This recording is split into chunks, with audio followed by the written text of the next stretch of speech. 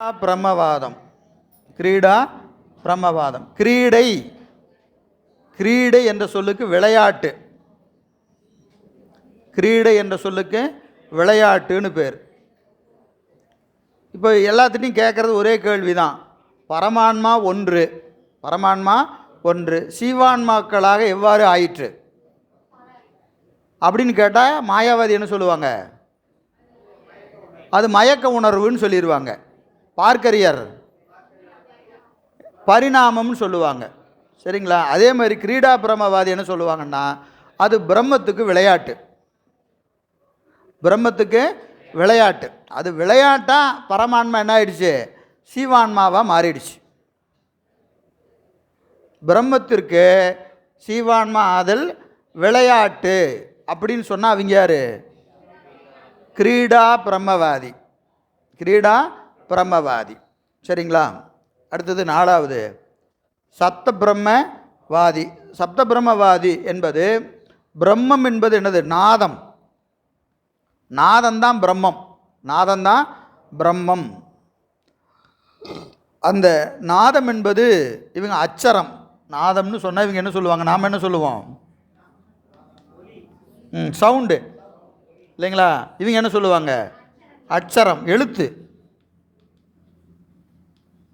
அச்சரங்கள் தான் என்னது? பிரம்மம். பிரம்மம் என்பது அச்சரங்கள் என்று சொல்லுவாங்க. அச்சரங்களே பிரம்மம். அதிலிருந்து தான் என்ன தோன்றுகிறது? எல்லா உலகங்களும் தோன்றுகிறது. சப்தத்திலிருந்து உலகங்கள் தோன்றுகிறது. பிரம்மம் என்பது நாத வடிவாய் இருக்கும். பிரம்மம் என்பது நாத வடிவாய் இருக்கும் என்று சொல்வார்கள். இதுக்கு நூல் செஞ்சவர் யாருன்னு கேட்டிங்கன்னா வேதவியாசர். வேதவியாசர். வேதவியாசர்.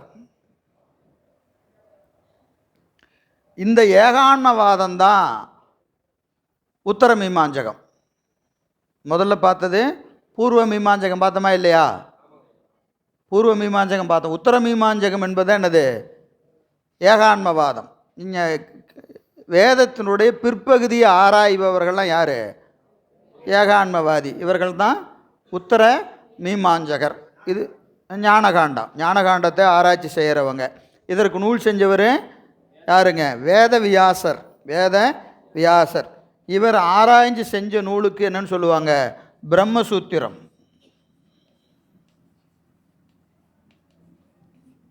பிரம்மசூத்திரம் ரொம்ப முக்கியம். பிரம்மசூத்திரத்துக்கு தான் எல்லா பாடியங்களும் வடமொழியில் செஞ்சுருக்கிறாங்க. வடமொழியில் பல பாடியங்கள். பாடியம் என்பதற்கு என்ன பொருள்? பேருரை, விரிந்த உரை. சரிங்களா? எல்லா பாடியும் எதில் இருக்குது? வடமொழியில் தான் இருக்குது. இந்த பாடியங்கள் பூரா எதை வைத்து ஆராய்ஞ்சிருக்கிறாங்க? பிரம்மசூத்திரத்தை. பிரம்மசூத்திரத்தை ஆராய்ஞ்சு தான் எல்லா பாடியங்களும் உண்டு. எல்லா பாடியங்களும் உண்டு. தமிழில் இருக்கிற ஒரே பாடியம் எது? சிவஞான மாபாடியம். நமக்கு தமிழில் கிடைச்ச ஒரே பாடியம் சிவஞான மாபாடியம். பாடியம் என்பதுக்கு விரிந்த உரை, பேருரைன்னு பேர்.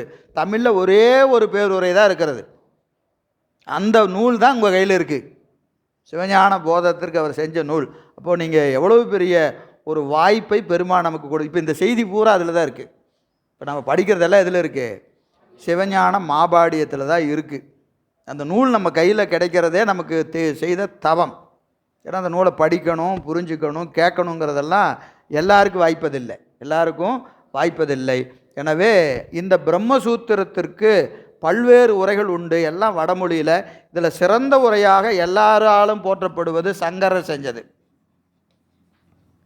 சங்கரர் செஞ்ச பேருரை மாபாடியம்தான் வடமொழியில் ஆகச்சிறந்த நூலாக பல்வேறு அறிஞர்களால் போற்றப்படுகிறது. இவர் இந்த பிரம்மசூத்திரத்தை வச்சு தான் ஆராய்ச்சி பண்ணுறார். பிரம்மசூத்திரத்தை வச்சு தான் ஆராய்ச்சி பண்ணுறார். இதே நமக்கு பாடியம், நம்ம பாடியம் ஆகமத்திலே இருந்து ஆராய்ச்சி பண்ணுது. இது வேதத்தினுடைய ஆராய்ச்சி. நம்ம செய்கிறது ஆகமத்தினுடைய ஆராய்ச்சி. ரெண்டுக்கும் வேறுபாடு உண்டு. சரிங்களா? நம்ம சிவஞான மாபாடியம் ஆகமத்தை ஆராய்கிறது. இந்த சூத்திரம் எல்லாமே எல்லா பாடியங்களும் எதை ஆராய்ச்சி பண்ணுது? வேதத்தை ஆராய்ச்சி பண்ணுது. அடிப்படையிலே ரெண்டுக்கும் வேறுபாடு உண்டு. சரி, இந்த வகையில் இதை வைத்துக்கொள்வோம். அடுத்தது 4 சாங்கியம்.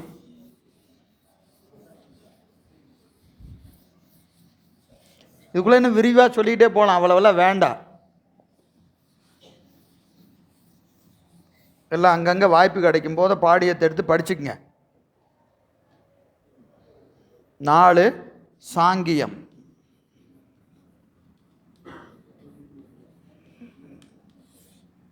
இவர்கள்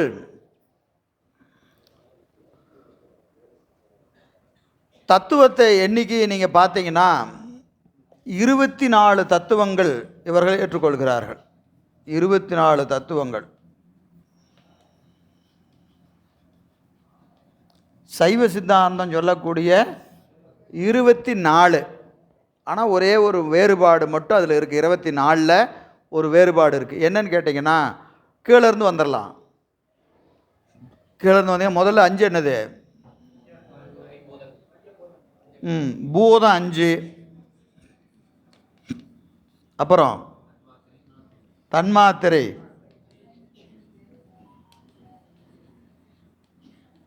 அஞ்சு கண்மேந்திரியம்,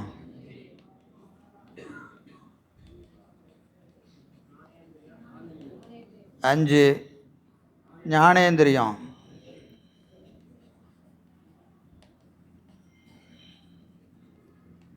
5 அப்புறம் அந்தக்கரணம். அந்தக்கரணத்தில் இது 21 மனம், 22 அகங்காரம், 23 புத்தி.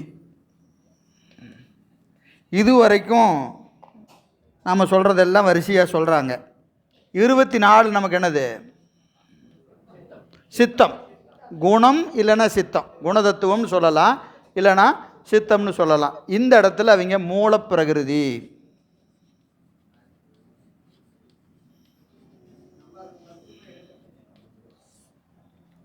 இந்த மூலப்பிரகிருதியிலிருந்து தத்துவங்கள் தோன்றும். மூலப்பிரகிருதியிலிருந்து தத்துவங்கள் தோன்றும் என்று இவங்க எடுக்கிறாங்க.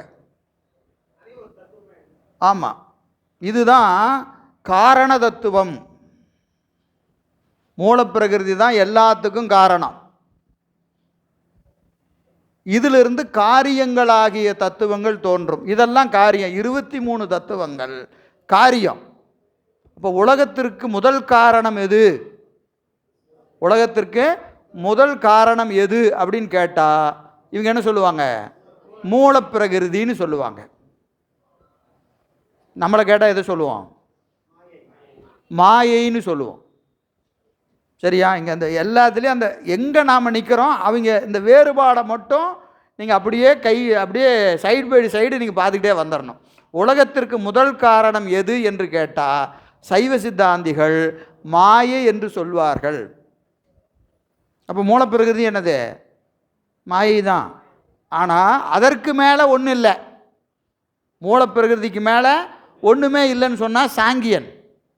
மூலப்பிரகிருதிக்கு மேலே தத்துவங்கள் உண்டு. அப்போது சுத்தமாயை, அசுத்தமாயை, பிரகிருதி மாயை என்று 3 உண்டு. மாயை என்ன 3ஆக பிரித்து நாம் பிரகிருதி மாயை கீழே நம்ம சொல்கிறதெல்லாம் சாங்கியர் ஏற்றுக்கொள்கிறார்கள். இப்போ அதற்கு மேலே இருக்கிற தத்துவங்கள் இவர்கள் ஆராய்ச்சிக்கு உட்பட்டதல்ல. சரிங்களா? இப்போ இந்த தான் அவங்களுடைய ஸ்டாண்டர்டு. இப்போ அங்கே தத்துவ ஞானம் எது வரைக்கும் போகுது? 24ஓட நின்றுது. சரிங்களா? இப்போ இந்த மூலப்பிரகிருதி என்பது குணசம்பந்தம் உடையது. இதெல்லாம் நம்ம சொல்கிறது தான். குணசம்பந்தம் உடையது. அவ்யக்தம். மூலப்பிரகிருதி என்பது அவ்யக்தம். அவ்யக்தம்னு என்னது? வெளிப்படாத நிலை. அவ்யக்தம் என்பதற்கு வெளிப்படாத நிலை. எது வெளிப்படாத நிலை? வெளிப்படாத நிலை. சரி, எது வெளிப்படாதது? குணம் வெளிப்படாதது. குணம் வெளிப்படாத நிலைக்கு அவ்யக்தம் என்று பெயர். அப்போ வெளிப்பட்ட நிலைக்கு வியத்தம்னு பேர். வெளிப்பட்டால் வியத்தம், வெளிப்படலைன்னா அவ்வியக்தம். இந்த இடத்துலேருந்து நான் சைவ சித்தாந்தத்துக்கு போகிறேன், இதை எதையும் கன்ஃபியூஸ் பண்ணிடாதீங்க, இது இப்படியே வச்சுக்கங்க. சைவ சித்தாந்தத்துக்கு போனோம்னா அவ்வியக்த நிலை என்பது என்னது? மூலப்பிரகிருதி. சரிங்களா? வியத்த நிலை எது? குணதத்துவம். குணதத்துவத்தில் 3 குணங்களும் வெளிப்படும். மூலப்பிரகிருதியில் என்னது 3 குணமும் அடங்கி நிற்கும். நான் இதை சொன்னாவே புரிய, திடீர்னு நீங்கள் அங்கே ஏங்க போகிறீங்க அப்படின்னா இதையும் அதுங்க இது மாற்றி எழுதிடாதீங்க தயவு செஞ்சு. சரியா? இந்த எங்கே இருக்குது படம், அது அங்கே பின்னாடி இருக்குது பாருங்கள், அதில் பார்த்தீங்கன்னா தெரியும். மூலப்பிரகிருதின்னு ஒன்று இருக்கா இல்லையா? மூலப்பிரகிருதியில் பிராக்கெட்டில் என்ன எழுதணும்? அவ்வியக்தம்னு எழுதணும். அதுக்கு அடுத்தது தோன்றுவது குணதத்துவம். குணதத்துவம் என்பது வியத்த நிலை, குணங்கள் வெளிப்பட்ட நிலை. முக்குணங்களும் சமமாய் வெளிப்படும். முக்குணங்களும் சமமாய் வெளிப்படும். இது கிடையாது. எங்கே சாங்கியத்தை நான் சொல்லலை, சாங்கியத்தை ஓரமாக வச்சுட்டு எங்கே போகிறோம்? சைவ சித்தாந்தத்தில் சொல்கிறோம். சரியா? அதை அதோட விட்டுருங்க. திருப்பி நம்ம சாங்கியத்துக்கு வந்துடலாம். சரியா? அதை புரிஞ்சுன்னா வச்சுங்க, இல்லைன்னா விட்டுருங்க, திருப்பி கன்ஃபியூஸ் பண்ணிட வேண்டாம். மூலப்பிரகிருதி என்பது முக்குணங்கள் வெளிப்படாத நிலை.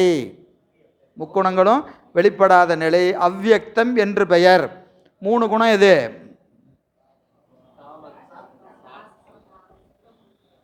மூணு குணம்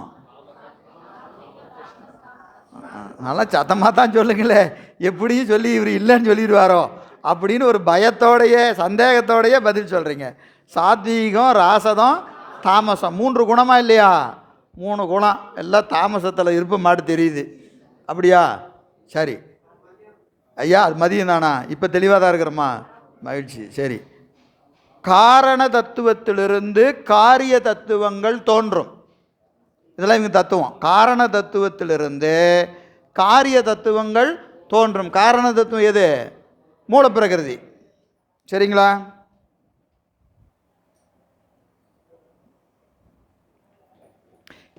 அடுத்தது 25வது தத்துவம் புருடன். 25 புருடன். இதுதான் ஆன்மா.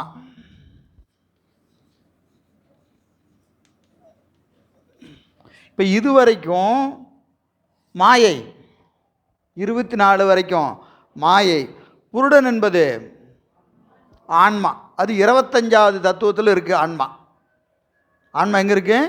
25வது தத்துவத்தில் இருக்குது. ஆன்மாக்கள் பல. ஆன்மாக்கள் பல. நித்தம். ஆன்மாக்கள் பல. அடுத்த கண்டிஷனு நித்தம். அடுத்தது வியாபகம். நித்தம், வியாபகம், அருவம், சித்து. நித்தம், வியாபகம், அருவம், சித்து. சித்துன்னு என்னது? அறிவுடையது. ஆன்மாக்களுக்கு அறிவு உண்டு. ஆன்மாக்களுக்கு அறிவு உண்டு. சாங்கியர் கொள்கை ஆன்மாவுக்கு இயல்பாகவே அறிவு உண்டு. இயல்பாகவே அறிவு உண்டு. தார்க்கியர் கொள்கை என்னது? ஆன்மாக்களுக்கு இயல்பாக அறிவு கிடையாது, மனதோடு கூடி அறிவு வரும். சரிங்களா? சாங்கியர் என்ன சொல்கிறாங்க? இயல்பாகவே அறிவுடையது, அறிவு உடையது. அப்போது இந்த அறிவுடைய ஆன்மாக்கள் மூலப்பிரகிருதியினுடைய கலப்பினாலே இந்த புருடனுக்கு ஆன்மாவுக்கு எதோட கலக்குது? மூலப்பிரகிருதியோடு கூடுது. தத்துவங்களோடு கூடுதா இல்லையா? கூடினுவதனால அவிச்சை என்று சொல்லக்கூடிய அஞ்ஞானம் தோன்றும். அவிச்சை என்கின்ற அஞ்ஞானம் தோன்றும். அதனால் அது உலகத்தில் வந்து என்ன செய்யுது? மயக்கத்தில் பல வேலையை செஞ்சிட்ருக்கு. பல வேலையை செஞ்சுக்கிட்டு இருக்கு. இதுக்கு இந்த சாங்கிய நூல் வழி நின்று, சாங்கிய நூல் வழி நின்று அதனுடைய குரு உபதேசம் பெற்று அதனுடைய அந்த மதத்தினுடைய வழியில் ஒழுகினால் இதற்கு என்ன நீங்கும்? அந்த அவிச்சையாகி அஞ்ஞானம் நீங்கும். மூலப்பிரகிருதியினுடைய துவக்கு நீங்கும். சரியா? மூலப்பிரகிருதினால தானே மயக்கம் வந்துச்சு. மயக்கம் எதனால் வந்துச்சு? மூலப்பிரகிருதினால் வந்துச்சு. இது நீங்கணும்னா என்ன செய்யணும்? சாங்கிய நூல் வழி நின்று குரு உபதேசம் பெற்று இந்த ஆராய்ச்சியெல்லாம் பண்ணுனா இதுக்கு இந்த மயக்கம் நீங்கிடும். சரியா? நீங்கி என்ன ஆகிடும்? அறிவுடையதாக மாறிடும். அறிவுடையதாக இப்போ அஞ்ஞானத்தில் இருக்கு, இது என்ன ஆகிடும்? அறிவுடையதாக மாறும். அதுவே முத்தி. இதற்கு நூல் செஞ்சவர் கபிலர்.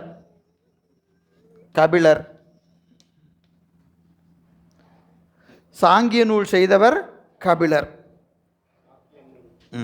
இவர்கள்ட்ட ரொம்ப முக்கியமாக நாம் எடுத்துக்கொள்ள வேண்டிய ஒரு செய்தி சர்க்காரியவாதம்.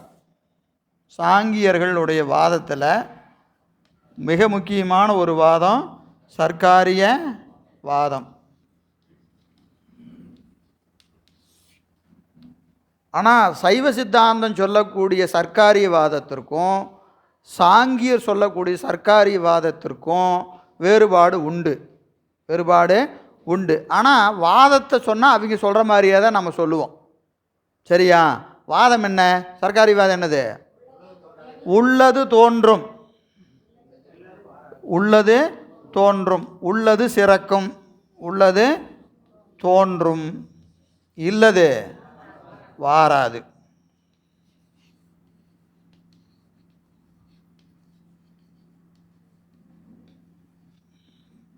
எது உள்பொருளோ அதுதான் தோன்றும், இல்லாத ஒன்று வராது. சரியா? இது சர்க்காரியவாதம். நம்மளும் இதே தான் சொல்கிறோம், அவர்களும் இது தான் சொல்கிறாங்க. சொல்லில் ரெண்டும் ஒன்று தான். சர்க்காரியவாதத்தை சொல்லணும்னு சொன்னால் உள்ளது தோன்றும், இல்லது வாராது. ரெண்டு பேரும் அதை தான் சொல்கிறோம். ஆனால் அதனுடைய கருத்து என்ன அப்படின்னு பார்த்தீங்கன்னா சைவ சித்தாந்தம் சொல்கிறதுக்கும் சாங்கியர் சொல்வதற்கும் வேறுபாடு உண்டு. சரியா? என்ன வேறுபாடுங்கிறது இப்போ வேண்டாம். ஏற்கனவே எல்லாம் மயக்கத்தில் இருக்கிறீங்க. அந்த மயக்கம் தீர்ற மாதிரி இன்னொரு இடத்துல நம்ம முதல் நூறு பார்க்குறோமா இல்லையா? அங்கே சர்க்காரியவாதத்தில் இதை பார்த்துக்கலாம். சரிங்களா? உள்ளது தோன்றும், அதான் உள்ளது ஏயா வரணும்? உள்ளது தோன்றும்னு சொன்னால் உள்ளது ஏன் வரணும்? அதான் உள்ளதாயிற்றே. சார் வரட்டுமா? அதான் வந்துட்டியே, அப்புறம் என்ன வரட்டுமான்னு கேட்குற அப்படின்னு சொல்கிறோமா இல்லையா? வந்தக்கப்புறம் வரட்டுமான்னு வேறு கேள்வி, வா அப்படின்னு வாதியார் சொல்கிறாரா இல்லையா? அதே சமயம் வரலன்னா அவன் வரப்போகிறதில்ல. இது ஒரு வாதம். ஆனால் உண்மையில் என்னதுன்னா நம்ம சொல்கிற வாதத்தை மட்டும் வச்சுக்குவோம், இவங்க வாதத்தை விட்டுருங்க. ஏன்னா ரெண்டையும் சொன்னால் கொஞ்சம் கன்ஃபியூஸ் ஆகிடுவீங்க. சூக்குமமாக உள்ளது தூளமாக வரும். சைவ சித்தாந்தம் சொல்லக்கூடிய சர்க்காரியவாதம் எது சூக்குமமாக உள்ளதோ அதுதான் தூளமாக வரும். சூக்குமமாக இல்லாத ஒன்று தூளமாக வாராது. தோன்றும்னு சொன்னால் ஏதோ இல்லாத ஒன்று தோன்றாது, இருக்கிறதான் தோன்றும். அப்போ ஏன் தான் இருக்குதுன்னு சொல்கிறீங்கன்னா அப்புறம் எங்கேயா தோன்றுச்சு? கண்ணுக்கு புலனாகாமல் இருந்துச்சு, இப்போ கண்ணுக்கு புலனாகி வருகிறது. அப்போ இது ஒன்றும் இல்லாத ஒன்று தோன்றலை. புரியுதா இல்லைங்களா? இப்போ எனக்கு அறிவு இப்போ தான் வந்துச்சு.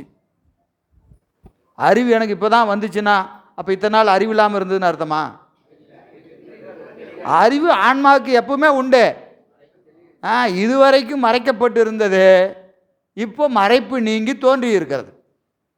கிணத்தை தோன்றோம், தண்ணி இப்போ தான் வந்துச்சு. 100 அடி தோண்டியாச்சு, தண்ணி இப்போ தான் வந்துச்சு அப்படின்னு என்ன அர்த்தம்? தண்ணி 100 அடியில் இருந்துச்சு. சரிங்களா? தோண்டி அந்த இடத்துக்கு போன உடனே இப்போ புதிதாக தோன்றி வந்ததுன்னா வரலை, புலனாகாமல் இருந்துச்சு, இப்போ புலப்படுகிறது. இது வரைக்கும் நீர் என்னாச்சு? புலப்படாமல் இருந்துச்சு, இப்போ புலப்பட்டு நிற்கிறது.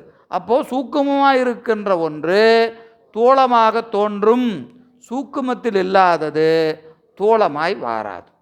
இதுதான் சைவ சித்தாந்தம் சொல்லக்கூடிய சர்க்காரியவாதம். சரிங்களா? இவர்கள் சொல்லக்கூடிய சர்க்காரியவாதம் வேற. நான் ரெண்டையும் சொல்லி உங்களை கன்ஃபியூஸ் பண்ண வேண்டாம், அதை அப்புறமா பார்த்துக்குவோம். சரி, இதற்கு நூல் செய்தவர் கபிலர். யோகம்,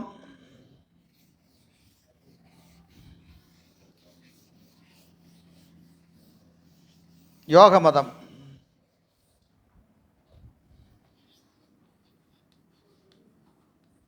எத்தனாவது சமயம்? 5. சாங்கியம், சாங்கியம் கடவுள் மறுப்பு கொள்கை உடையது. சரிங்களா? அவர்களும் கடவுள் மறுப்பாளர். இப்போ பாருங்கள், கடவுள் மறுப்பாளர் எத்தனை பேர் அப்படின்னு பார்த்தா எத்தனை பேர்? கடவுள் மறுப்பாளர் எத்தனை பேர்? இப்போ எத்தனை பேர் பார்த்துருக்குறோம்? இப்போது இது 5 விட்டுருங்க, 4 பார்த்துட்டோமா? 6 + 4 10 பேர் பார்த்துட்டோம். சரியா? இதில் கடவுள் மறுப்பாளர் எத்தனை பேர்?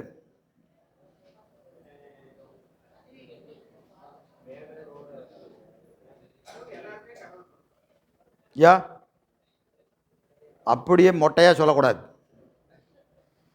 6 பேர். இந்த 6 பேரும் கடவுள் மறுப்பாளர் தான். சரியா? 6 பேரும் கடவுள் மறுப்பாளர் தான். யார்? உலகாயுதம், நால்வகை பௌத்தம், சமணம், இந்த 6 பேரும் கடவுள் மறுப்பாளர். சரி, இந்த 4 பேர் யார் யார்? முதல் யார்? தர்க்க சாஸ்திரம், தர்க்க நூலார், அவங்க கடவுளை ஏற்றுக்கொள்ளக்கூடியவர்கள், அவர்களுக்கு கடவுள் உண்டு. 2வது மீமாஞ்சகர். மீமாஞ்சகர் யார்? பூர்வ மீமாஞ்சகர், அவங்க கடவுளை ஏற்றுக்கொள்ள மாட்டாங்க. 6 + 1. சரிங்களா? பூர்வ மீமாஞ்சகர் கடவுளை ஏற்றுக்கொள்ள மாட்டார்கள். அடுத்தது ஏகான்மவாதி, அவங்க உத்தர மீமாஞ்சகர், அவங்க கடவுளை ஏற்றுக்கிறாங்களா இல்லையா? ஏற்றுக்கிறாங்களா இல்லையா? அதை நீங்கள் சொல்லவே இல்லையே. அப்படியா? பரமான்மா, பரமான்மா ஒன்றுன்னு சொல்கிறாங்களா இல்லையா? பரமான்மா ஒன்று தான் சொல்கிறாங்களா இல்லையா? அப்போ அவங்க என்னது? கடவுளை ஏற்றுக்கிறாங்க, கடவுளை ஏற்றுக்கிறாங்க. அப்போ தார்க்கியர் கடவுளை ஏற்றுக்கொள்கிறார்கள். யார் ஏற்றுக்கல? மீமாஞ்சகரில் பூர்வ மீமாஞ்சகர் கடவுள் மறுப்பாளர், கடவுள் மறுப்பாளர். ஏகான்மவாதி கடவுளை ஏற்றுக்கொள்ளக்கூடியவர்கள். அடுத்தது இங்கே சாங்கியருக்கு கடவுளை ஏற்றுக்கிறாங்களா? இல்லை. 8 பேர், 26 24 சமயத்தில் 8 சமயம் கடவுள் மறுப்பு கொள்கை உடையது. 24ல் 8 1/3 கடவுள் இல்லைன்னு சொல்கிறவன் இருக்கிறான். சரிங்களா? யோக மதத்தினர் இவங்க கடவுளை ஏற்றுக்கொள்கிறார்கள், கடவுள் உண்டு.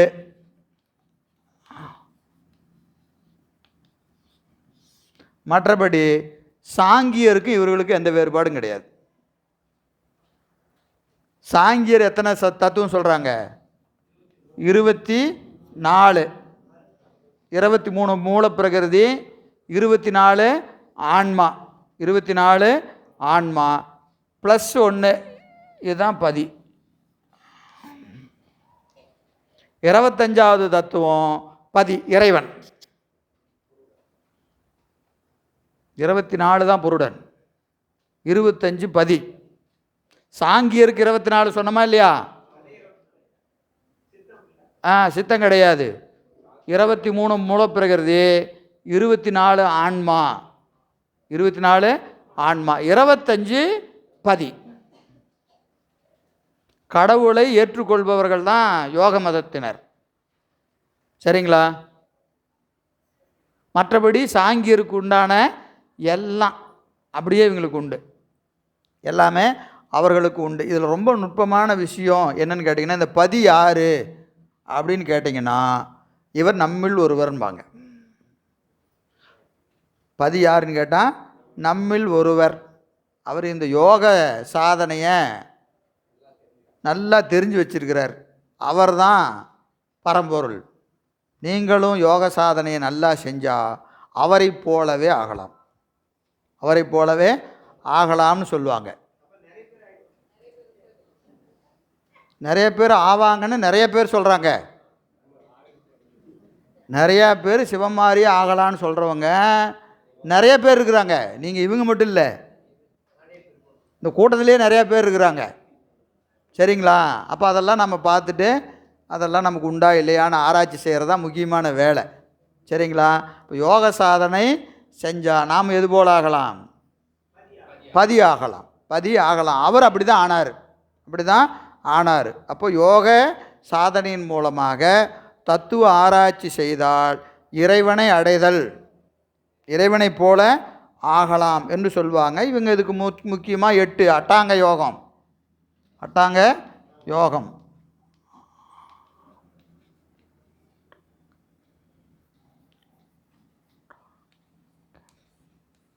அட்டாங்க யோகம்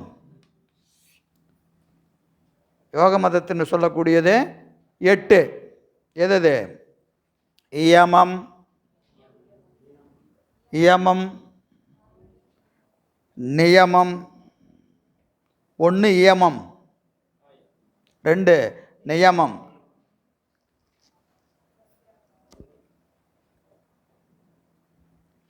3 ஆசனம். இயமம், நியமம், ஆசனம். 4 பிராணாயாமம், பிராணாயாமம். 5 பிரத்யாங்காரம், பிரத்யாங்காரம்.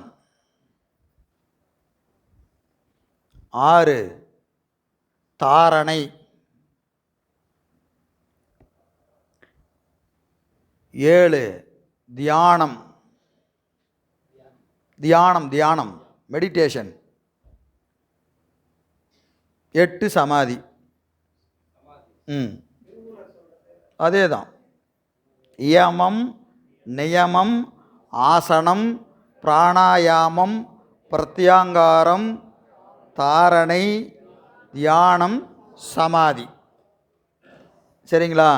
இதில் இயமம், இயமம் என்பது விளக்கியென ஒழித்தல், விளக்கியென ஒழித்தல். எதெல்லாம் செய்யக்கூடாதுன்னு முதல்ல அதை கற்றுக்கணும். செய்யக்கூடாதது எது முதல்ல எந்த ஒழுக்கத்துக்கு போனாலும் முதல்ல தெரிஞ்சிக்க வேண்டியது என்னது? டூ அண்ட் டோன்ட் அப்படின்னு சொல்லுவாங்களா இல்லையா? Dos and don'ts. அதுபோல் செய்யக்கூடாதது எது என்று தெரிந்து அவற்றை என்ன செய்யணும்? நீக்கணும். விளக்கியென ஒழித்தல், விளக்கியென ஒழித்தல். நியமம்னு என்னது? விதித்தன செய்தல்.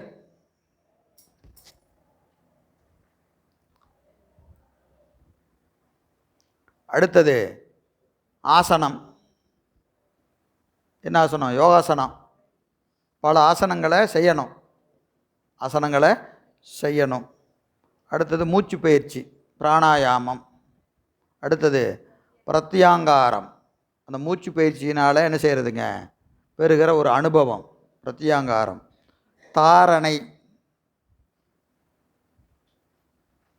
தாரணை இது மனசை ஒருமுகப்படுத்துவது. அந்த மூச்சு பயிற்சி இதெல்லாம் வச்சு கூட என்ன செய்கிறதுங்க? தாரணை, மனதை ஒரு நேர்கோட்டில் நிறுத்துறது, ஒழுங்குபடுத்துவது. அதன் மூலமாக என்ன செய்கிறதுங்க? 6 ஆதாரத்தில் நிறுத்தி தியானம் பண்ணுறது. 6 ஆதாரம், அதுக்கு மேலே அது நிராதாரம். இதுக்கு வந்து ஆதாரம்னு பேர். 6 ஆதாரம், புருவம் வரைக்கும், மேலே 1000 இதழ் தாமரை வரைக்கும் செய்கிறது தியானம். அதனால் பெறுகிற பயன் சமாதி. விரிவு யோக நூலில் காண்க. சரிங்களா? இந்த நெறியில் நின்று, இந்த நெறியில் நின்னா ஆன்மாக்கள் என்ன செய்யும்? சீவன் முத்தி நிலையை அடையும். சமாதிக்கு போயிட்டால் அது என்ன நிலை? சீவன் முத்தி நிலை. அந்த சீவன் முத்தி நிலையை அடைந்த ஆன்மாக்கள் உடல் பிரிந்த நிலையில் இறைவனோடு கூடும், இறைவனோடு கூடும் என்று சொல்லுவாங்க. சரியா? இதற்கு நூல் செஞ்சவர் பதஞ்சலி முனிவர். பதஞ்சலி யோகம்னு பேர். இந்த யோக மதத்திற்கு நூல் செஞ்சவர் பதஞ்சலி முனிவர். இந்த பதஞ்சலி முனிவர் 3 பேர் இருக்காங்க. பதஞ்சலி 3 பதஞ்சலி இருக்கிறாங்க. 3 பேர் வேற வேற பேர் மட்டும் வச்சுக்கிட்டு எல்லா பதஞ்சலியும் ஒன்றுன்னு சொல்லக்கூடாது. ஒன்று மன்றுதொழு பதஞ்சலி. மன்றுதொழு பதஞ்சலி தில்லையில் பெருமான் ஆடுகிற போது அவருக்கு பக்கத்தில் ஒரு பதஞ்சலி முனிவர் இருப்பார். அந்த முனிவர் வேற. அந்த முனிவர் வேற. அவருக்கு என்ன பேர்? மன்றுதொழு பதஞ்சலி. மன்றுன்னு என்னது? தில்லை சிற்றம்பல மேடையில் பெருமான வழிபாடு செஞ்சு கொண்டு இருக்கக்கூடிய முனிவர் பதஞ்சலி முனிவர். வியாக்கரபாதர் பதஞ்சலி முனிவர் 2 பேர் இருக்காங்களா இல்லையா? அந்த பதஞ்சலி வேற. இன்னொன்று வடமொழியில் இலக்கணம் செஞ்சவர். வடமொழியில் இலக்கணம் செஞ்சவர் ஒரு பதஞ்சலி இருக்கிறார். தமிழில் இலக்கணம் செஞ்சவர் யார் அப்படின்னு கேட்டிங்கன்னா யார்? அகத்திய முனிவர். அகத்தியர் தமிழில் இலக்கணம் செஞ்சுருக்கிறாரா இல்லையா? அதுபோக தொல்காப்பியர் இலக்கணம் செஞ்சுருக்கிறார். அது மாதிரி வடமொழிக்கு இலக்கணம் செஞ்சவர் யார்? பதஞ்சலி. அந்த பதஞ்சலி வேற. யோக நூல் செஞ்ச பதஞ்சலி வேற. ஏன்னா இந்த பதஞ்சலின்னு ஒரு பேரை வச்சுக்கிட்டு நம்ம எல்லா பதஞ்சலி ஒன்றுன்னு நினச்சக்கூடாது. அதுக்காக சொல்கிறோம். 3 பதஞ்சலி இருக்கிறாங்க. மன்றுதொழு பதஞ்சலி, வடமொழிக்கு இலக்கணம் வகுத்த பதஞ்சலி, யோக நூல் செய்த பதஞ்சலி. இப்போ நாம் பார்க்குறது யோக நூல் செஞ்ச பதஞ்சலி. சரிங்களா? சரி, இந்த வகையில் இவரை முடிச்சுருவோம். அடுத்தது பாஞ்சராத்திரிகம்.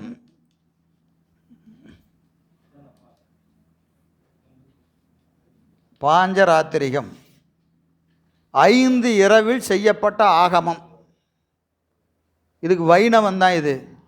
பாஞ்சராத்திரிகம்னா வேற யாரும் நினச்சக்கூடாது. வைணவம். ஆமாம், அவங்களுக்கு ஆகமம். இந்த பாஞ்சராத்திரிகம் என்பது ஒரு ஆகமம். அவங்களுக்கு 2 ஆகமம் இருக்குது. வைணவம் 5 இரவில் செய்யப்பட்டது. புருடோத்தமனால் 5 இரவில் செய்யப்பட்டது என்பது அவர்கள் கொள்கை. இந்த ஆகமத்தை 5 இரவில் பண்ணியிருக்கிறார். யார்? வாசுதேவன். வாசுதேவன் 5 இரவில் இந்த நூல் செஞ்சிருக்கிறார். ஆமாம், வாசுதேவன் யார்? திருமால் தான். திருமாலுக்கு இன்னொரு பேர் தானே வாசுதேவன். திருமாலை முதலாக கொண்டு வழிபாடு செய்யக்கூடிய சமயம் தான் என்னது? வைணவம். அதற்கு இன்னொரு பேர் பாஞ்சராத்திரிகம். இந்த ஆகமத்தை கொண்டு வழிபாடு செய்வதனால் அந்த சமயத்துக்கு என்ன பேர்? பாஞ்சராத்திரிகம்னு பேர். பாஞ்சராத்திரிகம்னு பேர். இதுக்கும் யோக மதம் பற்றி யோகத்துக்கும் வேறுபாடு கிடையாது. யோகத்துக்கும் பாஞ்சராத்திரிகனுக்கும் பெரிய வேறுபாடு கிடையாது. ஒரே ஒரு வேறுபாடு என்னன்னு கேட்டிங்கன்னா 25வது தத்துவம். 25வது தத்துவம் அவங்க என்ன செய்கிறாங்க? பதின்னு வச்சுருக்காங்களா இல்லையா? 25 பதின்னு வச்சுருக்கிறாங்க. இவங்க 25 புருடன்னு வச்சுருப்பாங்க. 25 புருடன், புருடோத்தமன். சரிங்களா? புருடன் தான் புருடோத்தமன். அதுதான் வாசுதேவன். அதுதான் திருமால். நீங்கள் 24 தத்துவங்களை கடந்து புருட தத்துவத்துக்கு போயிட்டா முத்தி. சரிங்களா? அப்போ இவர்கள் முத்தியை பொறுத்த வரைக்கும் என்னது? புருட தத்துவத்துக்கு போகணும். இந்த நூல்வழி ஒழுகி தீக்கை பெற்று இதெல்லாம் கடைபிடிச்சா எங்கே போயிடலாம்? புருட தத்துவத்துக்கு போயிடலாம். புருட தத்துவத்துக்கு போனோம்னா அது வாசுதேவன். அது வாசுதேவன். மன்னிக்கணும், அது 26வது தத்துவம் புருட தத்துவம். 26 பதியாகி வாசுதேவன். 24 நம்ம சைவ சித்தாந்தம் சொல்கிற மாதிரி குணதத்துவம். 23 24 வரைக்கும் குணதத்துவம். 25 மூலப்பிரகிருதி. 26 புருடோத்தமன். 26 புருடோத்தமன். இப்போ சைவ சித்தாந்தம், இப்போ அந்த யோகத்துக்கும் நமக்கு உள்ள வித்தியாசம் என்னவோ அதுதான், வேற ஒன்றும் இல்லை. யோகமும் 24 வச்சு 26 பதி வச்சுக்கிறாங்க. 26 பதி. எனவே வேறு எந்த வேறுபாடும் இவர்களுக்குள்ள இல்லை. தத்துவமாக கணக்கில் வைக்க மாட்டோம். அவ்வியக்தம் என்று சொல்லி அதை கணக்கில் வைக்க மாட்டோம். அவங்க அதை கணக்கில் வச்சுக்கிறாங்க. சரிங்களா? இதற்கு வைகானசம்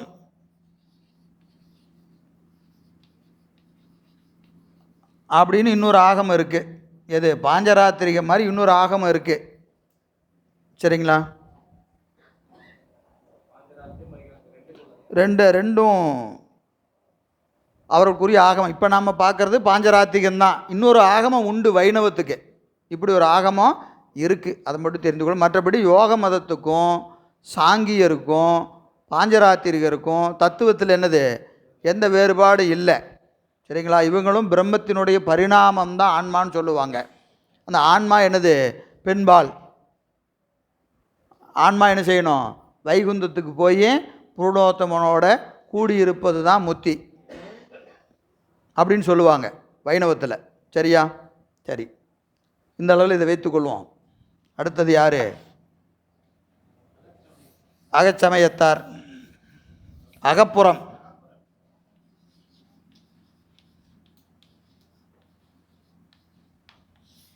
அகப்புறம் 1 பாசுபதம், 2 மாவிரதம், 3 காபாலம், 4 வாமம், 5 வைரவம், 6 ஐக்கியவாதம். ஐக்கியவாதம்.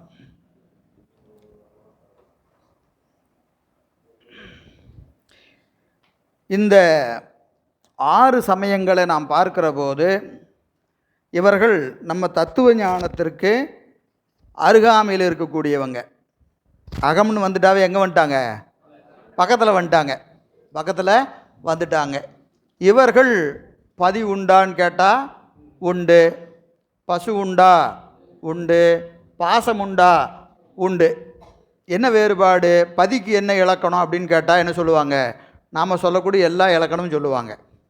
சிவபெருமான் தான் கடவுள், அவர் பேரறிவுடையவர், 8 குணங்களை உடையவர், நித்தமானவர் அப்படின்னு நம்ம இறைவனுக்கு என்னென்ன இலக்கணம் சொல்கிறோமோ எல்லா இலக்கணமும் பதிக்கு சொல்லிடுவாங்க. உயிருக்கும் கிட்டத்தட்ட எல்லாத்தையும் சொல்லிடுவாங்க. சரிங்களா? மாயை உண்டா உண்டு, கண்மம் உண்டா உண்டு. எங்கே பிரச்சனை? ஆணவ மலம் இல்லை. ஆணவ மலம் என்ற ஒன்று இல்லை. அதை தாண்டி இவர்கள் ஏறத்தாழ சைவம் சொல்லக்கூடிய எல்லா செய்திகளையும் ஏற்றுக்கொள்வாங்க. முத்தி நிலையில் வேறுபடுவாங்க. ஆணவ மலத்தை ஏற்றுக்கொள்ள மாட்டார்கள். இந்த 2 தான் நமக்கும் அவர்களுக்குள்ள வேறுபாடு. இப்போ முன்னாடி சொன்னவங்களாம் நமக்கு 24 25 தத்துவம் தான். அதுக்கு மேலே தத்துவங்களே இவங்களுக்கு கிடையாது. இவர்களெல்லாம் எத்தனை? 36 தத்துவங்களை ஏற்றுக்கொள்வாங்க. சரிங்களா? பதிவு இயல்பை ஏற்றுக்கொள்வாங்க, ஆன்மாக்கள் இயல்பை ஏற்றுக்கொள்வாங்க. நமக்கும் அவங்களுக்கும் பெரிய வேறுபாடே இல்லை. அதனால் இதில் ரொம்ப விரிவாக சிந்திக்கிறதுக்கு ஒன்றும் இல்லை. அப்படியே கொஞ்சம் வேகமாக போயிடலாம். பாசுபதம். இறைவனை பதின்னு சொல்லுவாங்க. பதிக்கு வேறாக ஆன்மாக்கள் உண்டு.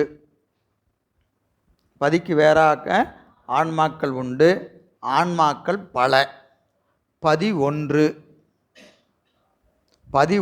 ஆன்மாக்கள் பல. பதி வேறு, ஆன்மா வேறு. இப்போ இங்கேயே பாருங்கள், முதல்ல இந்த ஏகான்மவாதிகள்லாம் பார்த்தோமா இல்லையா? அவங்கெல்லாம் என்ன சொன்னாங்க? பதியும் பசுவும் என்னது? ஒன்று தான் சொன்னாங்க. அது அதனுடைய பரிணாமந்தான், அதிலிருந்து தான் இது வந்துச்சு அப்படின்னு சொன்னாங்களா இல்லையா? இவர்களாம் அப்படி இல்லை. நம்ம தத்துவ ஞானம் சைவ சித்தாந்தம் சொல்கிற மாதிரி ஆன்மா வேற, பதி வேற. அதுவும் நித்தம், இதுவும் நித்தம். இறைவன் ஆன்மாக்களை தோற்றுவிக்கவில்லை. இறைவன் என்றும் நித்தம், ஆன்மாக்களும் என்றும் நித்தம். சரிங்களா? இதெல்லாம் நம்ம சைவ சித்தாந்தத்தில் இது வரைக்கும் படித்தது ஏதோ அதெல்லாம் நீங்கள் இதுக்கு வச்சுக்கணும். இதில் மட்டும் இல்லை, இனி வரக்கூடிய 12க்கும் இது பொருந்தும். அதனால் இதை நான் சொல்லிகிட்டு இருக்கிறேன். இது திருப்பி அதெல்லாம் சொல்ல வேண்டியதில்லை. எல்லாம் நம்ம எதை ஏற்றுக்கிறோமோ அதெல்லாமே அவங்க ஏற்றுக்கிறாங்க. சரி, அப்போது ஆன்மாக்கள் நித்தம் வியாபகம், ஆணவ மலம் இல்லை, மாயை கண்மங்கள் உண்டு. சரி, அப்போது முத்தினா என்ன? அடுத்த கேள்வி என்னது? முத்தினா என்னன்னா பாசுபத நூல் வழி ஒழுகி தீக்கை பெற்றால் முத்தி பெறலாம். முத்திக்கு வழி என்னது? பாசுபத நூல் வழி ஒழுகணும். இப்போது இவர்களுக்கு ரொம்ப முக்கியமான விஷயம் என்னன்னு கேட்டிங்கன்னா, ஏற்கனவே சொன்னது தான், புறப்புற சமயத்தார் வேதத்தை உடன்பட மாட்டாங்க, அப்புறம் ஆகமத்தை உடன்பட மாட்டாங்க. யார்? புறப்புற சமயத்தார். புறச்சமயத்தார் வேதத்தை உடன்படுவாங்க, ஆகமத்தை உடன்பட மாட்டாங்க. சரிங்களா? அகச்சமயத்தார், அகப்புற சமயத்தார் வேதத்தையும் உடன்படுவாங்க, ஆகமத்தையும் உடன்படுவாங்க. என்ன வித்தியாசம்? தனியாக ஒரு நூல் வச்சுருப்பாங்க. அந்த நூலில் இந்த ரெண்டுக்கு ஏதாவது முரண்பாடு வந்துச்சுன்னா அந்த நூல் சொல்கிறது தான் ஃபைனல். வேதம் சொன்னாலும் சரி, ஆகமம் சொன்னாலும் சரி, அதெல்லாம் இல்லைங்க, எங்கள் நூலில் இது சொல்லியிருக்கு, அதுதான் ஃபைனல். இது வேதத்தையும் ஆகமத்தையும் உடன்பட்டு இந்த நூலில் இருந்தால் அதை ஏற்றுக்குவாங்க. முரண்பட்டுட்டு என்ன செஞ்சுருவாங்க? இவங்க நூல் சொல்கிறது தான் ஏற்றுக்குவாங்க. யார்? இந்த எல்லாருமே, இந்த 6 பேரும் அப்படி தான், இனி வரக்கூடிய 6 பேரும் அப்படி தான். அப்போ இவங்க என்ன செய்கிறாங்கன்னா, இவர்கள் என்ன செய்வாங்க? அந்த பாசுபத நூல் வழி ஒழுகினால், பாசுபத நூல் வழி ஒழுகினால் என்ன ஆகுன்னு கேட்டிங்கன்னா, அந்த ஒழுகோனிடத்து ஒருத்தர் இருக்கிறார், அவர் என்ன செய்கிறாரு? பாசுபத நூல் வழி அதில் இருக்கிற தீக்கையெல்லாம் வாங்கி அந்த சொல்லக்கூடிய வகையில் ஒழுங்கினால் இறைவனுடைய ஞானம், ஈஸ்வரனுடைய ஞானம் போய் பற்றும். இவங்களை பற்றி தெரிஞ்சிக்க வேண்டியது ஒரே ஒரு விஷயந்தான், வேறு எதுவுமே இல்லை. இறைவனது ஞானம் ஆன்மாவை போய் பற்றும். மற்றபடி இதில் எதுவுமே நீங்கள் ஞாபகம் வச்சுக்க வேண்டியதில்லை. இறைவனது ஞானம் ஆன்மாவை போய் பற்றும். அது பற்றுதல் என்பதற்கு சங்கரணமித்தல் என்று ஒரு சொல் இருக்கு. சங்கரணமித்தல் எது போலன்னா, கண்ணாடியில் நம்ம உருவம் தெரியுதா இல்லையா? கண்ணாடி முன்னாடி போய் நின்னோம்னா நம்ம உருவம் தெரியுதா இல்லையா? அது என்னது? கண்ணாடியில் நம் உருவம் என்ன ஆகுதுங்களா? சங்கரணமிக்கிறது, பற்றுகிறது. கண்ணாடி நம் உருவத்தை பற்றுகிறது. அதுபோல ஆன்மாவின் அறிவில் சிவத்தினுடைய ஞானம் என்ன செய்யும்? பற்றும். சிவத்தினுடைய ஞானம் பற்றும். அப்படி பற்றினால் நாம் யாருன்னு கேட்டால் பாசுபதர். சரிங்களா? சரியா? இப்போ நாம் அதை ஏற்றுக்கிறோமா இல்லையா?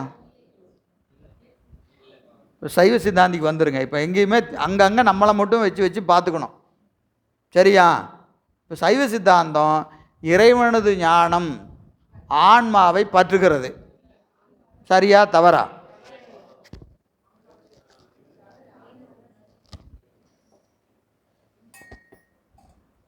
இது என்ன பண்ணுது? அப்போது ஆன்மாவின் அறிவைத்தான், ஆன்மாவை பற்றுகிறதுனா ஆன்மாவின் அறிவைத்தான். இறைவனது ஞானம் ஆன்மாவின் அறிவை பற்றுகிறது. சரியா தப்பா? தவறு. சரி, அப்போ சரியான பதில்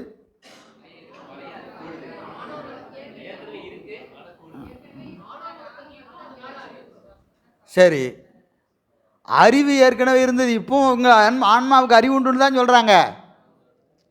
பாசுபதரும் ஆன்மாவுக்கு அறிவு இல்லைன்னா சொல்லலை.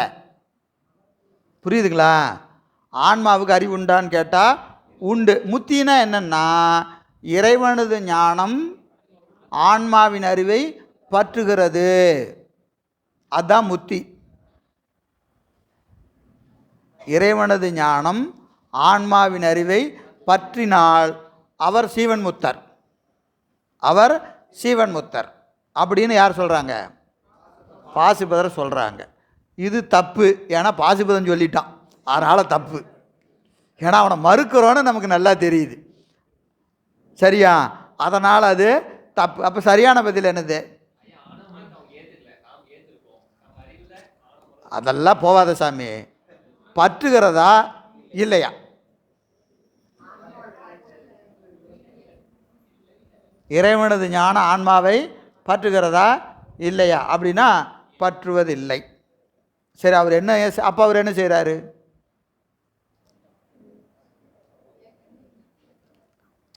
என்ன செய்கிறாரு? முத்தி நிலையில் ஆன்மாவுக்கு அவர் செய்கிற உபகாரம் என்ன? நீக்கிட்டாரு. சரி, அப்புறம்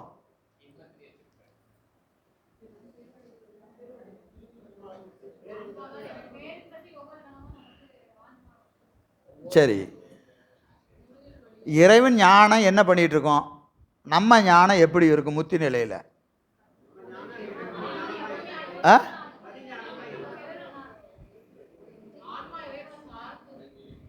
அதாவது ஆன்மாவின் ஞானத்தை இறைவன் விளக்குகிறான். விளக்குறதுன்னு என்னது? தெளிவுபடுத்துகிறார். அப்போ ஆன்மாவுக்கு ஏற்கனவே என்ன உண்டு? அதுக்கு அறிவு உண்டு. சரி, இப்போவும் தான் அறிவு இருக்குது. இப்போவும் தான் அறிவு இருக்குது. இப்போவும் தானே அறிவு இருக்கு. இப்போ எப்படி இருக்குது?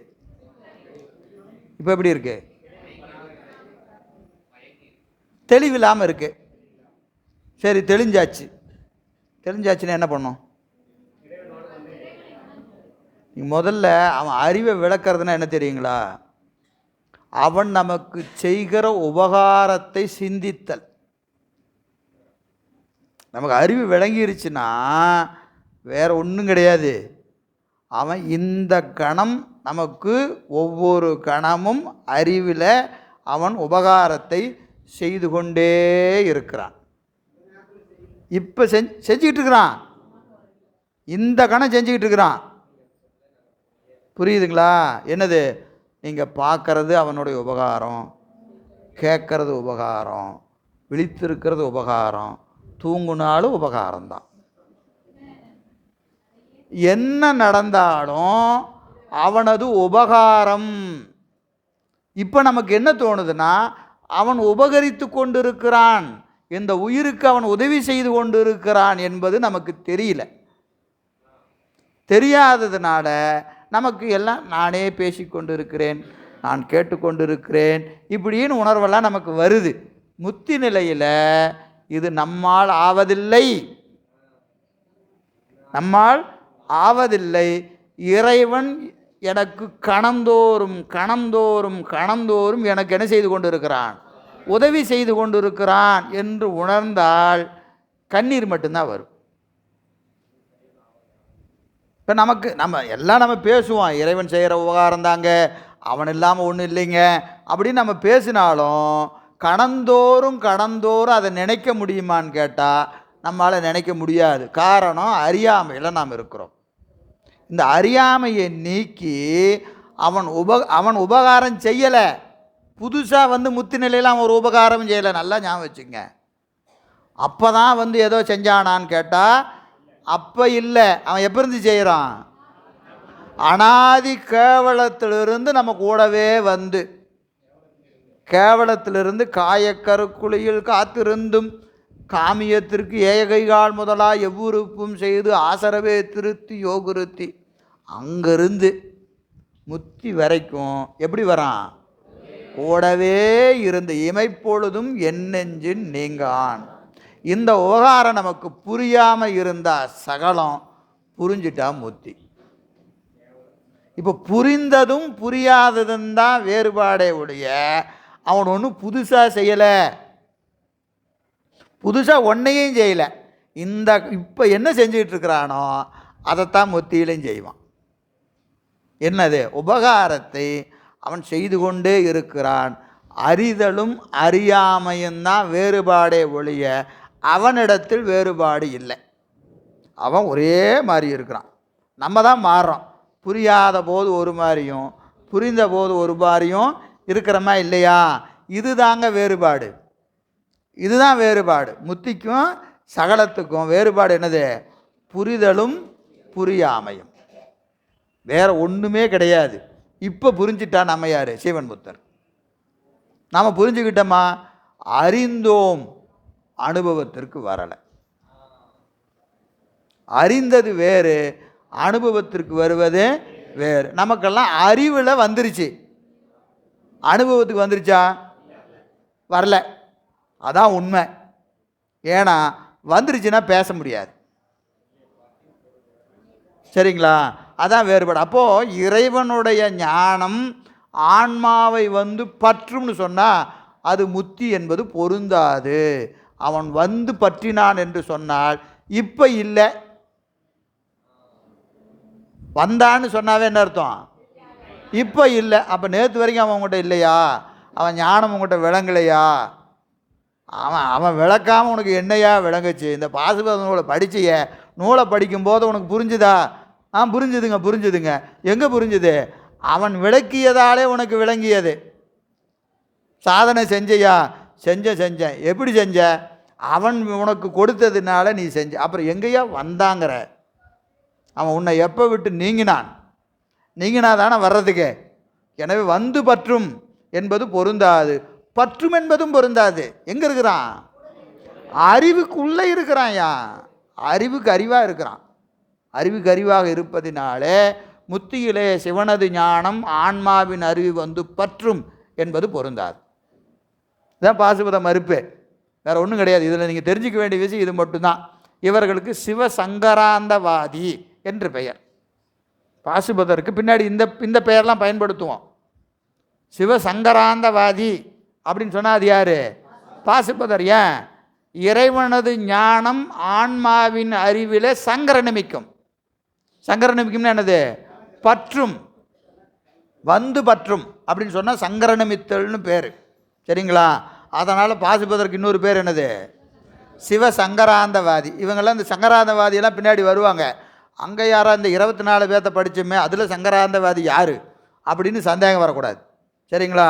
இவர்கள் சிவசங்கராந்தவாதி. அடுத்து மாவிரதர். இவர்களுக்கு எல்லாமே ஒன்று தான், வேறு ஒன்றும் புதுசாக சொல்கிறதுக்கு ஒன்றும் இல்லை. இப்போ ஐயா 6 பேர் இருக்காங்க. 2 பேர்த்து ஏன் சொல்கிறேன்? இன்னும் 4 பேர் வருவான். இன்னும் 4 பேர் வரான். இருங்க. ஏன்னா முத்தி நிலையில் இறைவன் என்ன உபகாரம் செய்கிறான் அப்படின்னு கேட்டால் ஈஸ்வரனது குணங்கள் உற்பத்தி ஆகும். என்ன சொல்கிறான்? இறைவனது குணங்கள் முத்தி நிலையில் ஆன்மாவில் என்னாகும்? உற்பத்தி ஆகும். அங்கிருந்து தோன்றும் அப்படின்னு சொல்வதனால இவன் யார்? உற்பத்திவாதி. முதல்ல சொன்னவன் சங்கராந்தவாதி. இவன் யார்? உற்பத்திவாதி.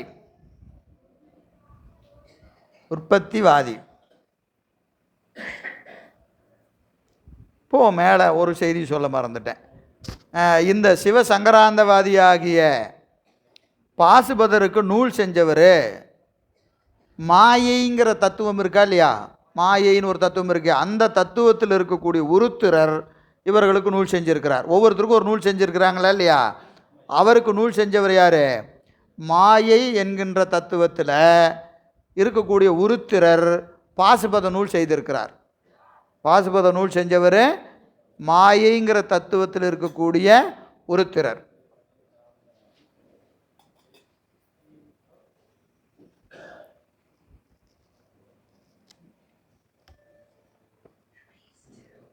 சரி, மாவிரதர் அவர்கள் உற்பத்திவாதி. சிவனின் குணங்கள் ஆன்மாவினிடத்து முத்தி நிலையில் என்ன ஆகும்? உற்பத்தி ஆகும்னு சொல்கிறாங்க. இவர்களுக்கு வித்தை தத்துவம் இருக்கா இல்லையா?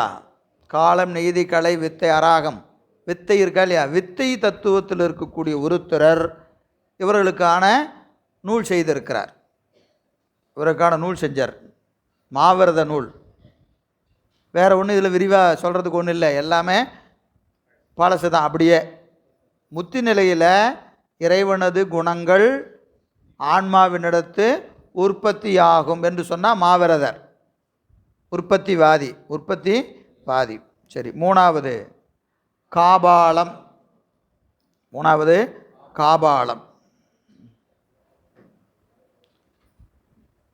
இவர்களும் எல்லா செய்திகளும் உடன்பட்டவங்க தான். இவர்களுடைய ஆச்சாரங்கள் செய்கிற போது பச்சை கொடி ஒன்று கையில் வச்சுருப்பாங்க. ஒரு பச்சை கொடி கையில் எப்பவும் ஒரு கொடி வச்சுருப்பாங்க. பச்சை நிறத்தில் துணி உடைய கொடியை கையில் வச்சுருப்பாங்க. எப்பவுமே காபாலர் இந்த கொடியை கை கொள்ள வேண்டும் என்பது இவங்க கருத்து. எப்பவுமே பச்சை கொடியோடையே இருக்கணும். அந்த கொடி பிடிக்கிறது வேற, இந்த கொடி பிடிக்கிறது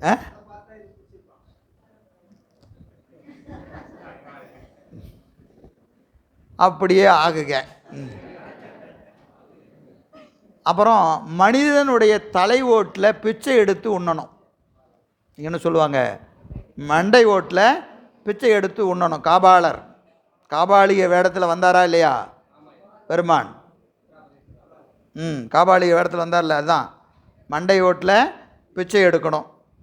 அதான் முத்திக்கு வழி காபால நூல் வழி ஒழுகி மண்டை ஓட்டில் பிச்சை எடுத்துக்கொண்டு எப்பொழுதும் பச்சை கொடியை கையில் வைத்து கொண்டே இருக்கணும். அதுதான் முத்திக்கு வழி. இது மட்டும் இல்லை, அப்புறம் அவங்க நிறையா ஏமநேயங்கள்லாம் சொல்லியிருப்பாங்க. முக்கியமான ஹைலைட் பாயிண்ட் இதுதான். சரிங்களா? அப்படி செய்கிற போது இவர்கள் முத்தி நிலையை அடைவார்கள். முத்தியில் இறைவனால் ஆவேசிக்கப்படுவர். ஆவேசித்தல்னா என்னது? பேய் பிடித்தது மாதிரி. பேயின் குணங்கள் பேய் பிடித்தவனோட எப்படி இருக்கும்? ஆவேசப்படும். அதனால் இவங்க யார்? ஆவேசவாதி.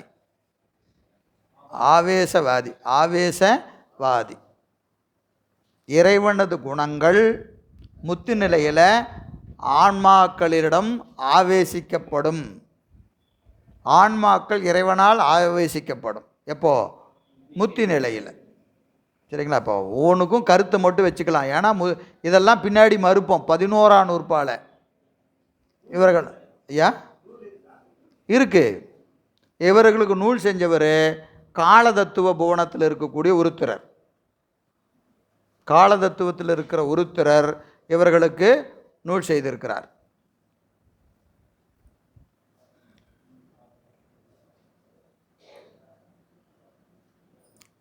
அடுத்தது 4வது சமயம் வாமம்.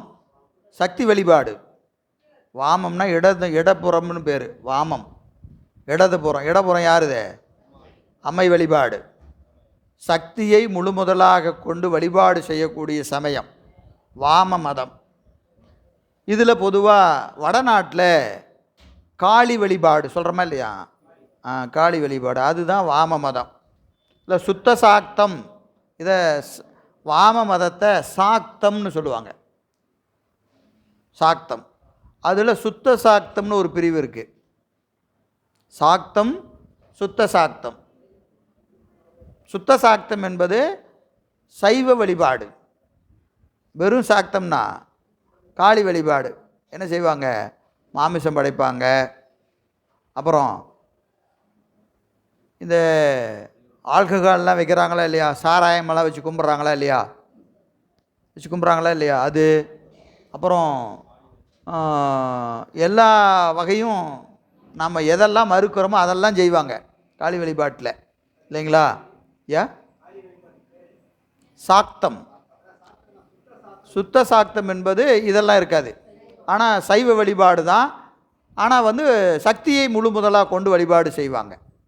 அம்மையை வழிபாடு செய்யக்கூடிய சமயம் வாம மதம். அதில் சாக்தம்னு சொன்னீங்கன்னா அதில் என்ன இருக்கும்? மாமிசம் இருக்கும். அப்புறம் அந்த போதைப் பொருள்கள் எல்லாம் வச்சுருப்பாங்க. பெண்களோடு கூடுதல் எல்லாம் உண்டு. அதெல்லாம் அவர்கள் சமயம் ஏற்றுக்கொள்கிறது. கூடுதல்னால் என்னது? பல பெண்களோடு கூடுதல். அதெல்லாம் அவர்கள் ஏற்றுக்கொள்ளக்கூடிய அசுத்த வழிபாடு செய்வாங்க. ஆனால் அம்மையை முன்னிறுத்தி செய்வாங்க. சரிங்களா? அதுலேயே ஒரு பிரிவு என்னது? சுத்த சாக்தம். அது இதெல்லாம் இருக்காது. ஆனால் அம்மையை முன்னிறுத்தி வழிபாடு செய்வாங்க. ஆமாம், அம்மையை முன்னிறுத்தி செய்வாங்க. அப்போ சாக்தம் 2 பிரிவு, சாக்தம் சுத்த சாக்தம்னு இருக்குது. சுத்த சாக்தத்தில் நமக்கு பெரிய முரண்பாடு கிடையாது, சரிங்களா? ஆனால் சாக்தத்தில் சிறுதெய்வ வழிபாடு எல்லாமே இருக்கும். அது இல்லை, இது இது அம்மை வழிபாடு. அவர் சொன்னது சுத்த சாக்தம், சங்கரர் சொல்கிறது சுத்த சாக்தம், சரிங்களா? இது அசுத்த சாக்தம்னு சொல்லக்கூடாது. சாக்தம்னு சொன்னால் அதுதான் அம்மையை முன்னிறுத்தி காளி உபாசகர் சிறுதெய்வ வழிபாடு. அது வடநாட்டில் ரொம்ப அதிகமாக இருக்கும். வடநாட்டில எல்லாம் இது நம்ம சைடில் சில இடங்களில் உண்டு, பல இடங்களில் இல்லை. வடநாட்டில் இது ரொம்ப கொடுக்குறாங்கல்ல, பலி கொடுக்குறாங்க. உண்டு உண்டு உண்டு, பலி கொடுப்பாங்க. போதைப் பொருள்லாம் வச்சு நம்ம இந்த முனியப்பனுக்கு செய்கிறாங்களா இல்லையா, முனியாண்டிக்கு செய்கிறாங்களா இல்லையா, ஒவ்வொரு ஊர்லேயும் செய்கிறாங்க. அதே தான், அதை முனீஸ்வரருக்கு செய்யும் போதே எல்லாம் வச்சுக்கிறாங்க. வச்சுட்டு பூசாரி எடுத்து குடிச்சுக்குவார், குடிக்கிறாரா இல்லையா?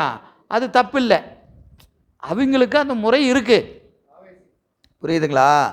அது அவர்களுக்கு உரிய முறை, அதை நம்ம விமர்சனமெல்லாம் பண்ண வேண்டாம். அது அவர்களுக்குரிய முறை, அவர்கள் ஏற்றுக்கொள்கிறார்கள். படைச்சிட்டு அதை சாப்பிட்டுக்கலாம். எது அசைவ உணவை படைச்சிட்டு சாப்பிட்டுக்கலாம், மற்ற பொருள்களை படைச்சிட்டு என்ன செய்யலாம், சாப்பிடலாம். அது அந்த சமயத்தினால் ஏற்றுக்கொள்ளப்பட்ட ஒரு முறை, சரிங்களா? அதில் நம்ம சரி தப்புங்கிற வேலையெல்லாம் இல்லை. அவரவர் இடத்துல நின்று பார்க்கணுமே ஒழிய விமர்சனம் பண்ணுறது நம்ம வேலை கிடையாது.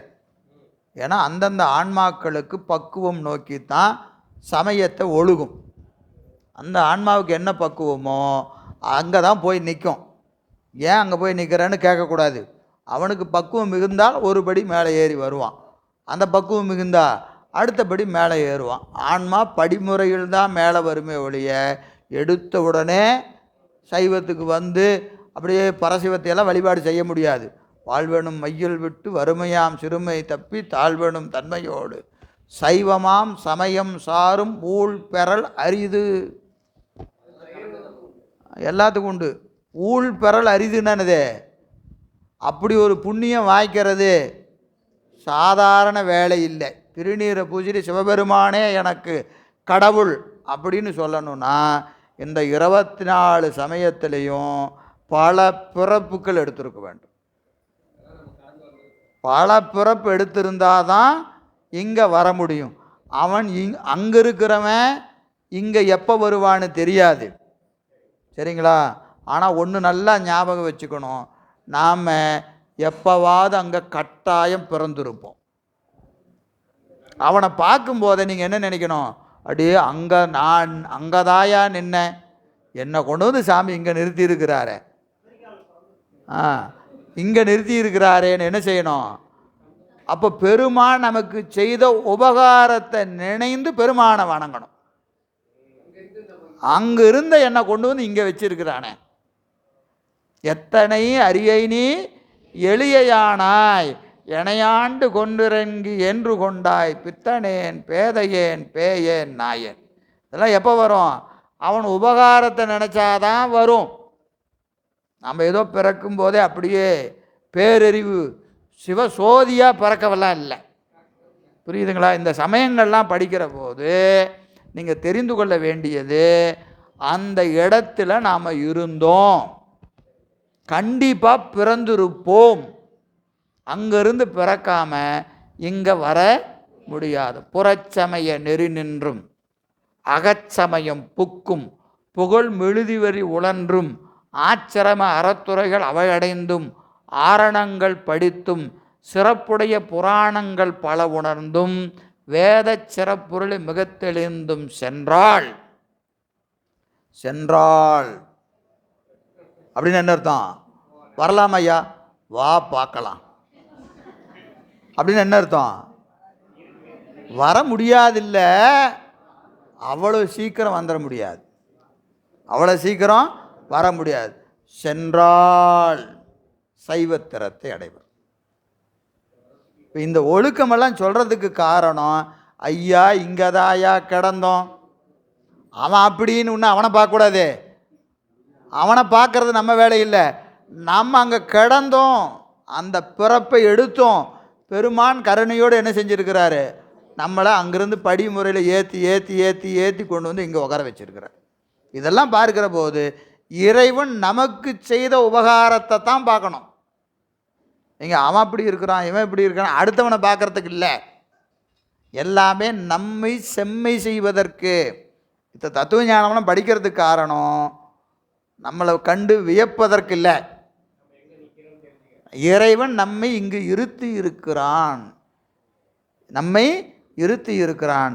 எங்கேயோ இருந்த எண்ணெய் இங்கே கொண்டு வந்து பெருமான் அமர்த்தி. அப்போ அந்த நினப்பு வந்துட்டால் உங்களுக்கு என்ன வரணும்?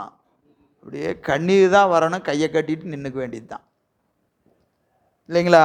நமக்கு ஒரு தகுதியுமே இல்லை, ஒரு தகுதியுமே இல்லை. இப்போது இந்த நிலையில் கொண்டு வந்து பெருமான் நம்ம இருத்தி இருக்கிறான். இன்னும் நமக்கு புரிஞ்சுதா புரியலையா? அட எது வேணாலும் இருக்கட்டுமே, திருநீர் பூச வச்சுட்டாரு, அஞ்செழுத்தை சொல்ல வச்சுட்டாரு. பெருமான் தான் எனக்கு, வேறு ஒன்றும் இல்லை, எனக்கு வேறு யாரும் வேண்டாம். சென்று சிறுதெய்வோம் சேர்வோம் அல்லோம், சிவபெருமான் திருவடியே சேரப்பெற்றோம் சொல்லுகிற உறுதியை பெருமான் வச்சிருக்கிறாருன்னா எத்தனை புண்ணியம் நமக்கு இருந்திருக்கணும், இல்லைங்களா? அதுதான் என்னது எழுகடல் மணலை அளவிடின் அதிகம் எனதிடர் பிறவி அவதாரம். இதெல்லாம் கொண்டு வந்து பெருமான் வச்சிருக்கிறாருன்னா இதெல்லாம் படிக்கிறது அதுக்கு தான், வேற எதுக்கும் படிக்கலை. இத்தனை சமயத்தை படிக்கிறதுக்கு ஒரே காரணம், இத்தனை சமயங்களில் இத்தனை தத்துவ ஞானத்தை கடந்து சித்தாந்த சைவராக நம்மை பெருமான் இருத்தி இருக்கிறான்.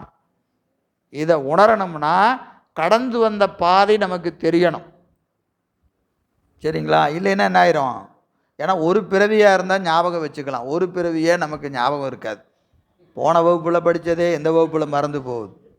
இத்தனை பிறவியில் கடந்து வந்த பாதையை நம்மளால் நினைவு வச்சுக்க முடியுமா? அப்போ கருணையோடு இதெல்லாம் பார்த்து நம்மை பெருமான் என்னை இது செய்த பிரான் இவனன்றே. எது செய்த பிரான்?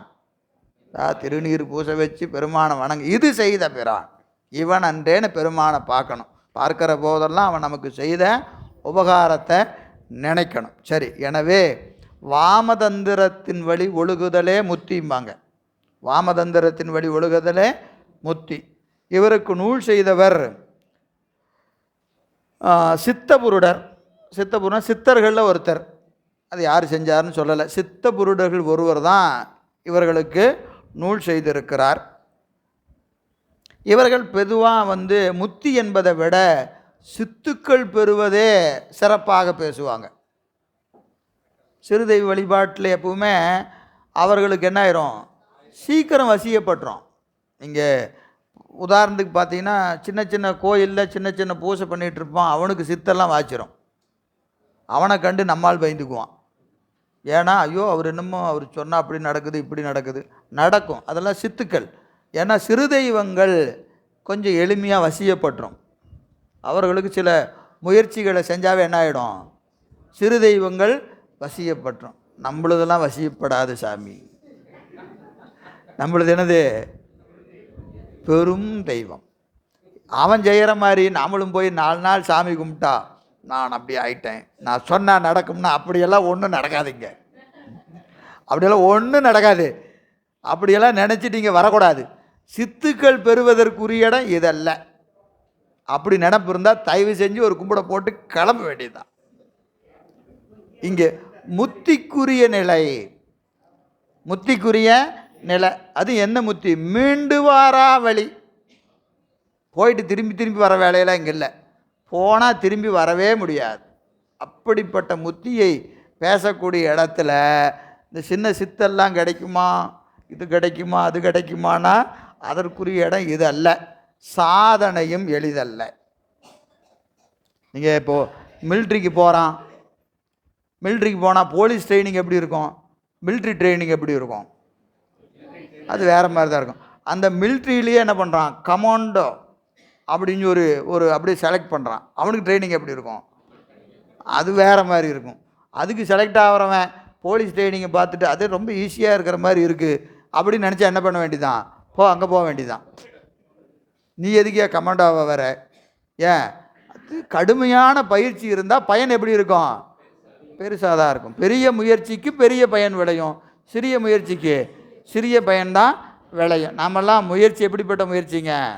எல்லாம் கமாண்டோ தான், அத்தனை பேரும் கமாண்டோ தான். ஏன்னா பெருமானை பற்றுவது என்பது சாதாரணமான வேலை கிடையாது. சரிங்களா? நம்ம என்ன செஞ்சிடக்கூடாது, அந்த பக்கம் இந்த பக்கம் பார்த்துட்டு அது சுலபமாக இருக்க மாட்டிருக்குது அப்படின்னா போகிற ட்ரெயினில் அந்த ஸ்டேஷன்லேயே இறங்க வேண்டியது தான், வேறு வழி கிடையாது. சரி, எனவே இவர்கள் கல்லும் ஊனும் சக்திக்கு படைத்து காமுகராய் ஒழுகுவது தீய நெறியாய் விளக்காமல் அவற்றை ஏற்றுக்கொள்வர். கல் படைப்பாங்க, ஊன் படைப்பாங்க, காமுகராய் இருப்பாங்க. இதெல்லாம் தீய பழக்கம் இல்லை, இதெல்லாம் சமயம் ஏற்றுக்கொள்கிறது. இது வாம மதம் ஏற்றுக்கொள்கிறது. இதில் சுத்த வழிபாடு என்பது சுத்த சாக்தம் என்று சொல்லப்படும். இதற்கு நூல் செய்தவர் சக்தி தத்துவத்தில் இருந்தவர் நூல் செஞ்சிருக்கிறார், சித்தபுருடர். சக்தி தத்துவத்தில் இருக்கக்கூடிய சித்தபுருடர் இதற்கு நூல் செய்திருக்கிறார். சரி, வைரவ மதம் 5. வைரவ மதம் வைரவ கடவுளே பரம்பொருள் என்று கொள்பவர்கள். இவர்கள் ஏறத்தாழ இந்த வாம மதத்தோடு ஒத்தவங்க. ஆமாம், ஏறத்தாழ வாம மதத்தோடு ஒத்தவங்க. வேறுபாடு என்னென்னா அங்கே சக்தி வழிபாடு, இங்கே பைரவ வழிபாடு. வேறுபாடு, அங்கே சக்தி வழிபாடு பண்ணுவாங்க, இவர்கள் என்ன செய்வாங்க, பைரவ கடவுளை வழிபாடு பண்ணுவாங்க. மற்றபடி எல்லாமே எப்படி இருக்கும், ஒரே மாதிரி தான் இருக்கும். உண்டு உண்டு. எனவே வைரவ கடவுளின் பதத்தை அடைவதே முத்தி, வைரவ கடவுளின் பதத்தை அடைவதே முத்தி என்று சொல்பவர்கள்.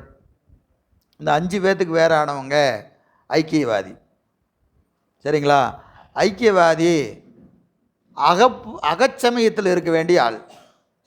ஐக்கியவாத சைவர் அகச்சமயத்தில் இருக்க வேண்டிய ஆள்.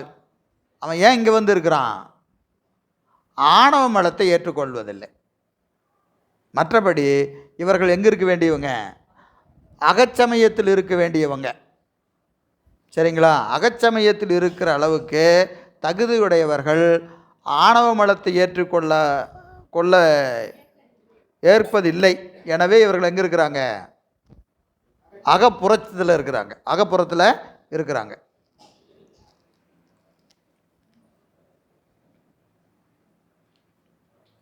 ஆணவ மலம் இல்லை, மாயை கண்மங்கள் உண்டு.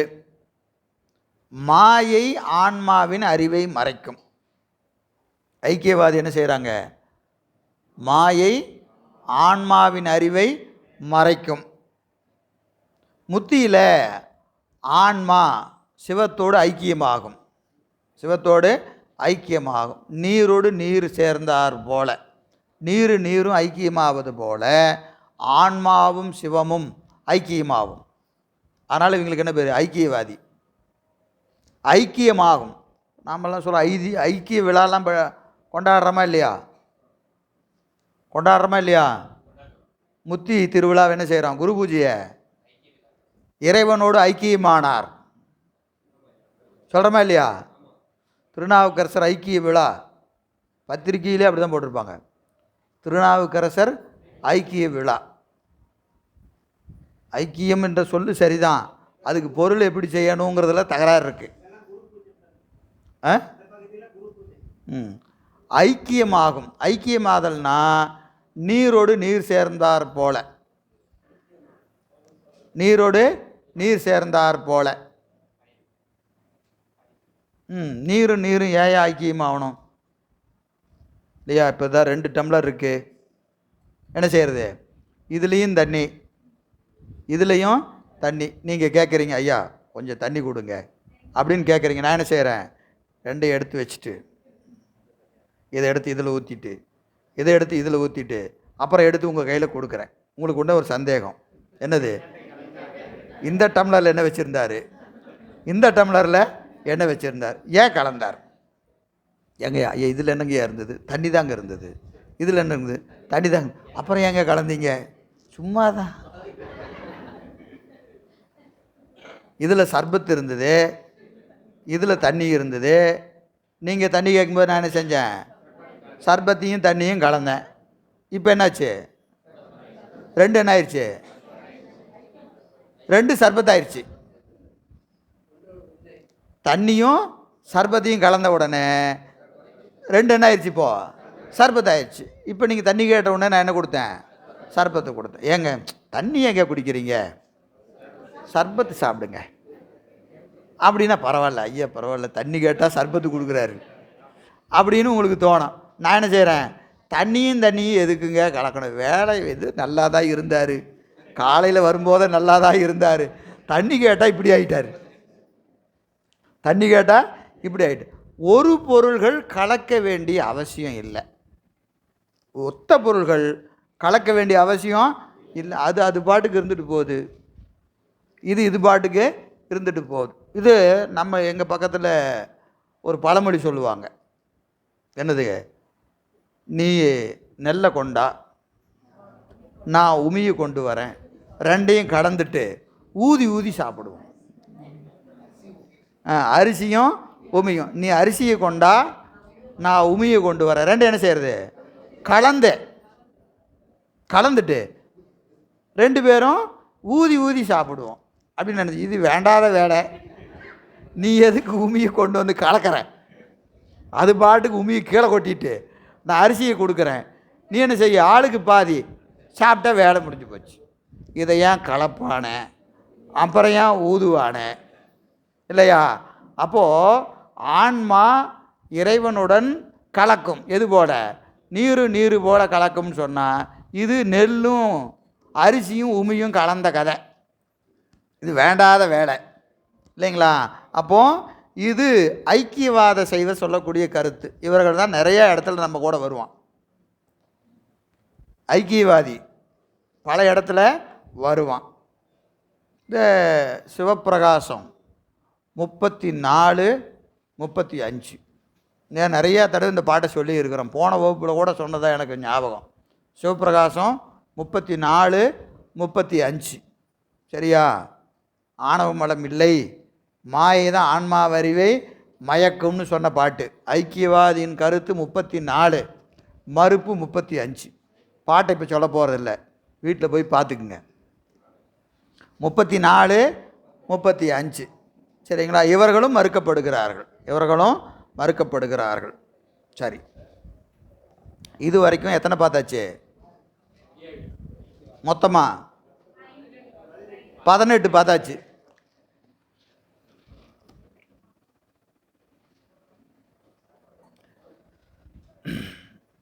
இதில் இந்த காரண பொருள்களின் காரிய பொருள் தோன்றுகிற நிலையை பார்த்தா ஒவ்வொரு வாதி வரான். அது என்னென்ன வாதி அப்படின்னு பார்த்தீங்கன்னா, இதெல்லாம் சும்மா நினைவில் வைத்து கொள்ளுங்க.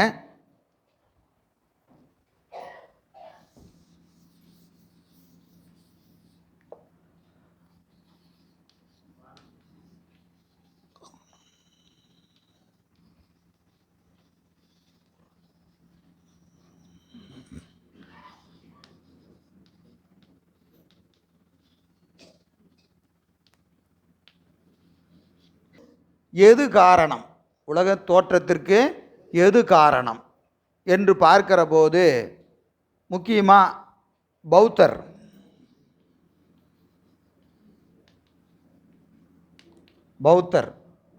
பௌத்தரில் மாத்துமிகர்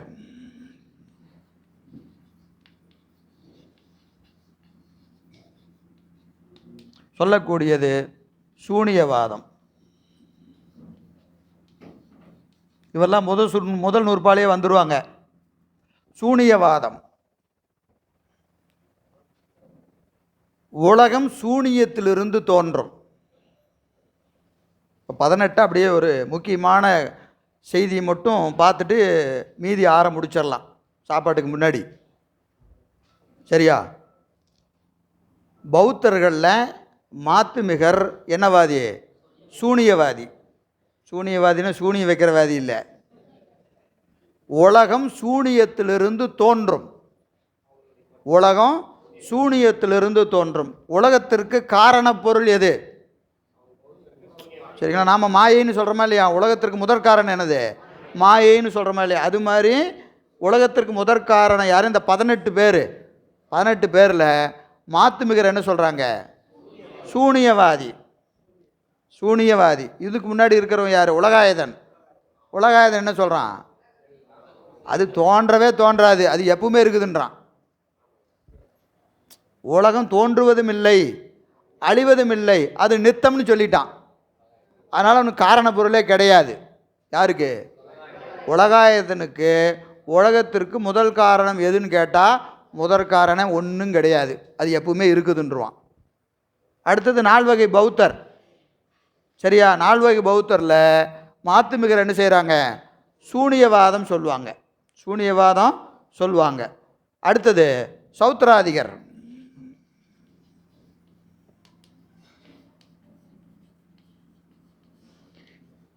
இது ஏங்க இங்கேருந்து பின்னாடி திடீர்னு போயிட்டீங்க? 18 முடிச்சுட்டு திருப்பி ஏன் போயிட்டீங்கன்னா, இது வரைக்கும் 18 பேர் தான் நமக்கு முக்கியமான ஆள். பின்னாடி வர 6 பேர் ஒன்றும் பெருசாக கிடையாது. அதனால் இது வரைக்கும் படித்தது என்ன செய்கிறோம்? தேவையான செய்தியை மட்டும் தனியாக பிரிக்கிறோம். சரியா? சௌத்ராதிகர் என்னவாதி?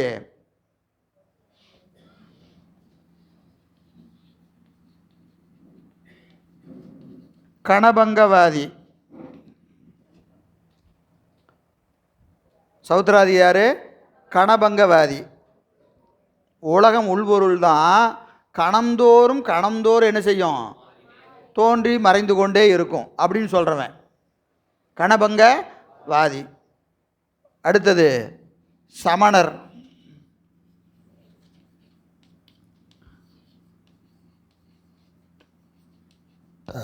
அநேகந்தவாதி. அநேகந்தவாதி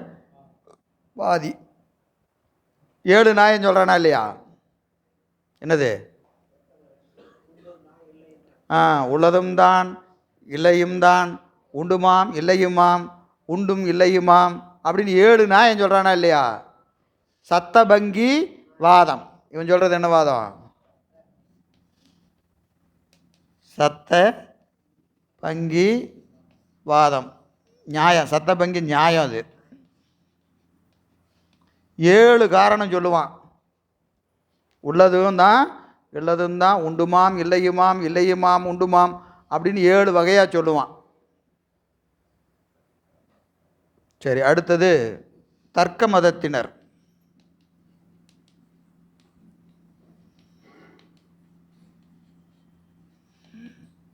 அசர்க்காரியவாதி.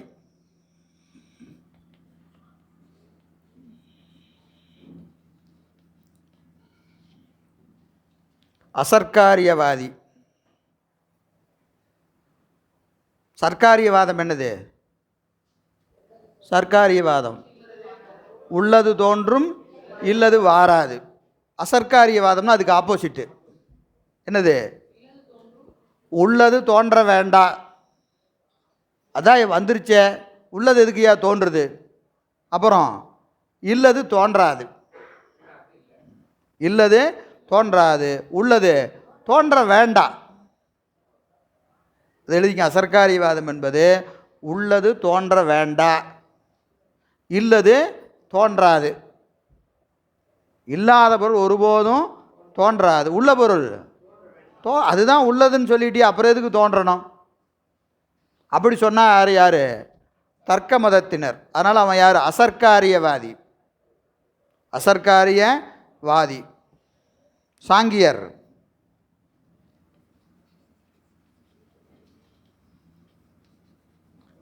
சர்க்காரியவாதி.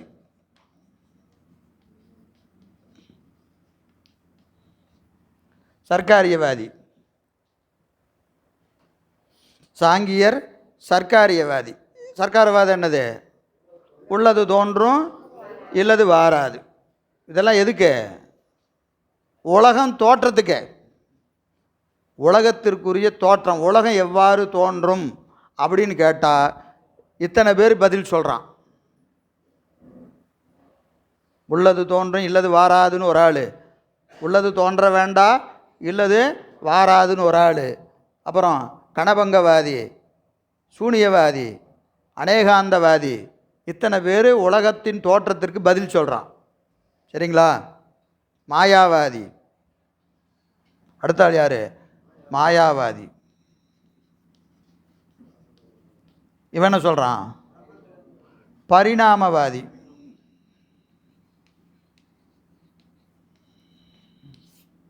ஒன்று 2 3 4 5 6 வாதி வரான். எங்க வாதிக்கிறீங்க சாப்பாட்டு நேரத்தில்?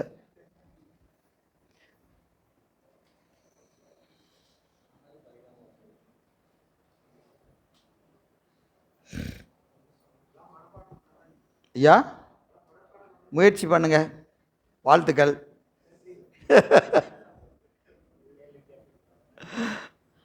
ஆனால் கேட்போம்.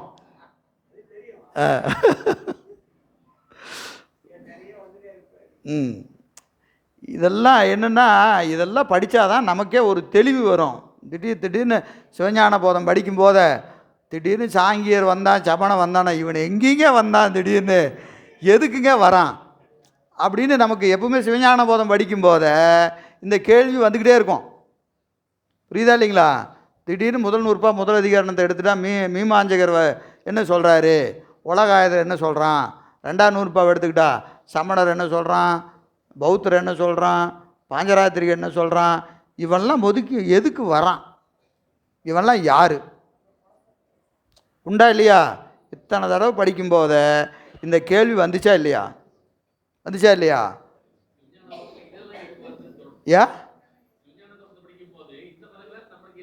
எதுக்கு வருது அப்படின்னு தோணுதா இல்லையா?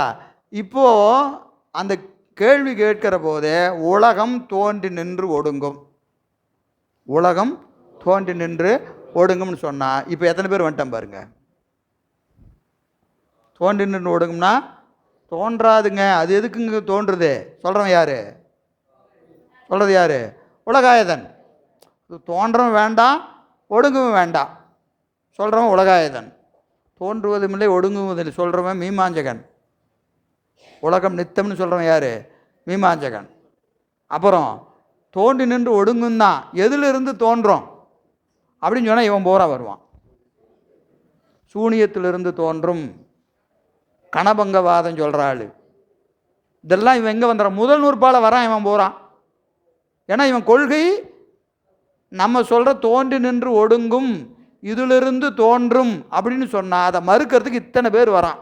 இப்போ இத்தனை பேர்த்த முதல்ல நீங்கள் முன்னாடியே உங்களுக்கு இன்ட்ரடியூஸ் பண்ணால் தானே அவர் தெரியும். இல்லைன்னா அவன் எப்படி வருவான்? இருங்க முதல்ல அவர் யாருன்னு சொல்லுங்கள், இவர் ஏன் இங்கே வந்தார் கேட்போமா இல்லையா? நான் உங்களை தான் பேச வந்தேன். யாரு கூட? சைவ சித்தாந்திட்டு பேச வந்துட்டா. இவன் ஏங்க குறுக்க பேசிகிட்டு இருக்கிறான்? ஒரு ஆள் பேசுனா கூட பரவாயில்ல, ஒவ்வொரு அதிகரணத்துலேயும் 4 பேர் உள்ள வரான். எதுக்கு வரானே தெரியல. புத்தகத்தில் பார்த்தா அங்கே பாட்டில் இவன் ஒருத்தனையும் காணாம். பாட்டை படித்தா ஒருத்தனையுமே காணாம். உரையை படித்தா இத்தனை பேர் வந்து விழுவுறான். இது ஏன் வந்தான் அப்படின்னா, இதெல்லாம் நீங்கள் பரபக்கமும் சமயங்களை படிக்காமல் இவன் ஏன் வந்தான்னு உங்களுக்கு புரியுமா? புரியாது. புரியுதா இல்லையா? அதுக்காக என்ன செய்ய வேண்டியதாக இருக்குது? படிக்க வேண்டியதாக இருக்குது. நான் பண்ணதுக்கு ஏதாவது ஒரு காபந்து பண்ணணுமா இல்லையா? அதுக்கு தான் இது. சரி, அடுத்தது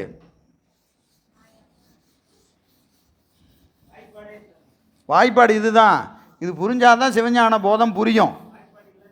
சரிங்களா? சிவஞான போதம் புரியணும்னா இது கொஞ்சம் மெனக்கடணும். கொஞ்சம் மெனக்கட்டால் தான் சிவஞான போதம் புரியும். இல்லைன்னா காற்றுல கயிறு திரிக்கிற மாதிரியே இருக்கும். எல்லாரும் ஸ்டாண்டர்டாக சொல்கிற பதில் என்ன தெரியுமா? என்னது? சூப்பராக நடத்துகிறீங்க, எனக்கு தான் புரியல.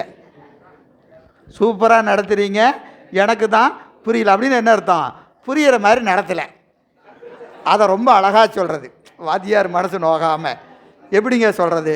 அருமையாக நடத்துகிறீங்க, எனக்கு தாங்க ஒன்றுமே புரியல. புரியுதுங்களா? ஏன்னா நம்ம இதை படிக்கலை. முதல்ல 1 2 வாய்ப்பாடை படிச்சுட்டு கணக்கு போடும்போது 4 2 8 அப்படின்னா அங்கே ஒன்று வந்து 4 2 8 அது ஏன் 4 2 8 4 2 வாய்ப்பாடு படிச்சே இல்லையா? அது வேற படிக்கலீங்களே, அப்புறம் உனக்கு 4 2 8 எப்படி புரியும்? அப்போ என்ன செய்யணும்? அங்கே நின்றுக்கிட்டு வாய்ப்பாடு சொல்லு அப்படின்னு வாய்ப்பாடு சொல்லு. உலகாயதன் என்ன சொல்கிறான்? என்ன சொல்கிறான்? அப்போ வந்து உலகாயதனை சொன்னால் புரியுமா? புரியாது. நீங்கள் முதல்ல 24ஐயும் கொஞ்சமாவது கோத்ரூ பண்ணியிருந்தால் தான் அவன் எங்கே வரான் என்ன சொல்கிறான் அப்படிங்கிறது புரியும். இல்லைன்னா உள்ளே புரியாது. சரிங்களா? சரி, இது காரண பொருள் பார்த்தோமா இல்லையா? காரிய பொருள். அடுத்தது காரிய பொருள்.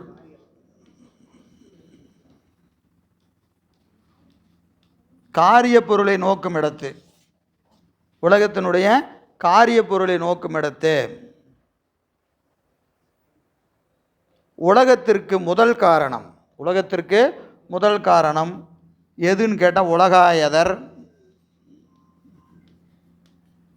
மீமாஞ்சகர். இவங்க ரெண்டு பேரும் உலகத்திற்கு முதல் காரணம் பூதங்களே.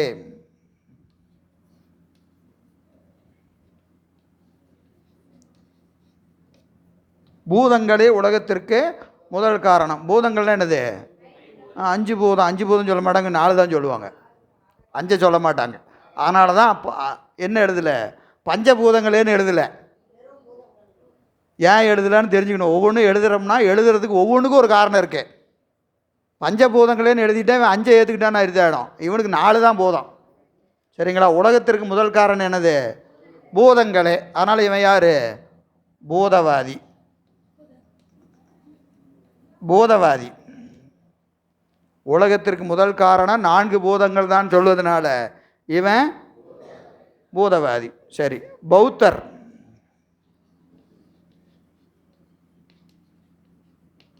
சமணர். சமணரில் ஆறுகதர். பௌத்தரில் ஆறுகதர். தர்க்கம், தர்க்க மதத்தினர். தர்க்கம். இவர்களெல்லாம் உலகத்திற்கு முதல் காரணம் அணுக்களேன்னு சொல்லுவாங்க.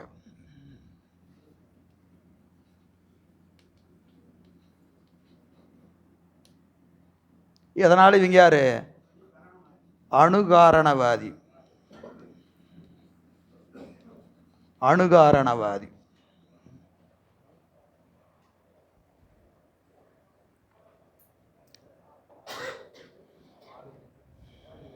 அணுகாரணவாதி.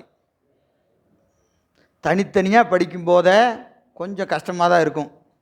சரியா? இதெல்லாம் எடுத்து என்ன பண்ணணும்? அப்ளை பண்ணணும். தேவைப்படுற இடத்துல எடுத்து அப்ளை பண்ணணும். உங்களுக்கெல்லாம் டைம் கேள்வி கேட்கும்போது டைம் கொடுப்போம். அதுக்கு என்ன செய்யணும்? இதையெல்லாம் நல்லா அண்டர்லைன் பண்ணி அந்த பக்கத்தை மடித்து வச்சுக்கணும். கேட்ட உடனே அந்த பக்கத்தை எடுக்கிற மாதிரி. திடீர்னு சிவசங்கராந்தவாதி யார் அப்படின்னா யாருன்னு சொல்லணும். அணுகாரணவாதி யார் அப்படின்னா சொல்லணும். பூதவாதி யாருன்னு கேட்டால் சொல்லணும். புரியுதுங்களா? உங்கள் புத்தகத்தில் உரையில் பூதவாதின்னு போட்டு வச்சுருவாங்க.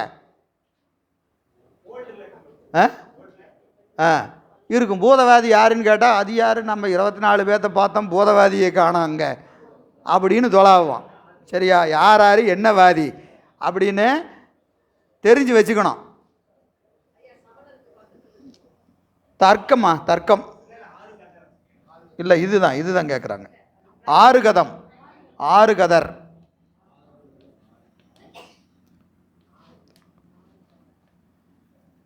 அதில் ஒரு பிரிவுமா, நிகண்டவாதி. சமணரில் 2 பேர் இருக்காங்க. நிகண்டவாதி, ஆறுகதம்னு 2 பிரிவு இருக்குது. அதில் ஆறுகதர் தான் அணுகாரணவாதி.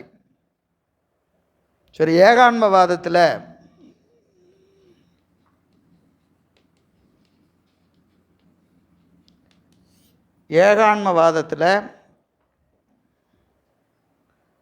மாயாவாதி. மாயாவாதி.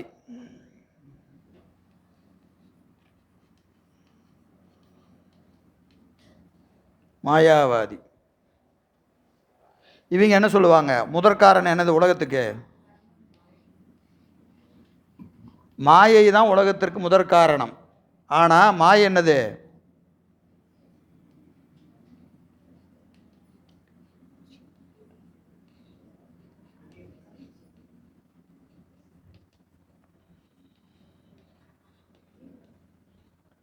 இதெல்லாம் அந்த கான்செப்ட் புரிஞ்சிட்டா பேரில் மயக்கம் வராது. புரியுதுங்களா? கான்செப்ட் தான் புரியணும். பேரை மட்டும் சொன்னால் எப்படி இருக்கும்? பயமுறுத்துற மாதிரி இருக்கும். அனிர்வசனீய முதற்காரணவாதி. அனிர்வசனீய முதற்காரணவாதி அப்படின்னு என்ன ஏதோ பெருசாக சொல்கிறீங்களே அப்படி இருக்கும். அனிர்வசனீயம்னு எதை சொல்கிறாங்க? மாயையை சொல்கிறாங்க.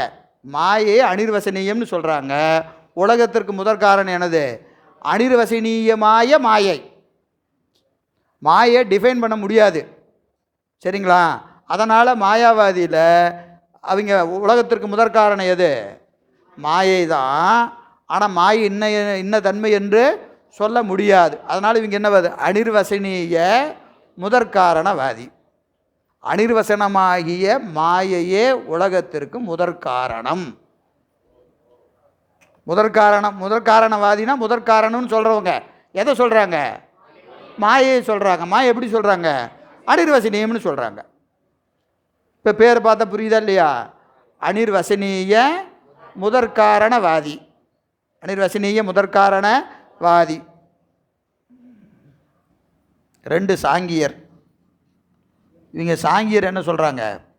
உலகத்திற்கு முதற்காரணம் என்னது? மூலப்பிரகிருதி. மூலப்பிரகிருதி.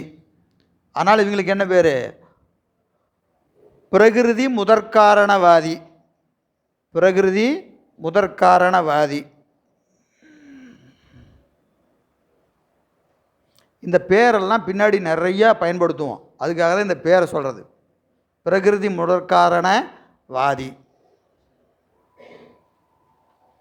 இப்போ காரண பொருளை பார்த்துட்டோம், காரிய பொருளை பார்த்துட்டோம், சரியா? இன்னொன்று, காரணப்பொருள் காரிய பொருளாக மாறுறது. காரணப்பொருள் காரிய பொருளாக மாறுவது. உங்களுடைய எல்லா சோதனையும் சாப்பாடோடு முடிஞ்சுது, சரியா? கொஞ்சம் இன்னொரு அரை மணி நேரம் கூட ஆகாது, முடிச்சுக்கலாம். அரை மணி நேரம் கூட இல்லை. காரணப்பொருள் காரிய பொருளாய் மாறுவது எப்படி மாறும் அப்படின்னு கேட்டிங்கன்னா, முதல்ல சமுதாயவாதம்.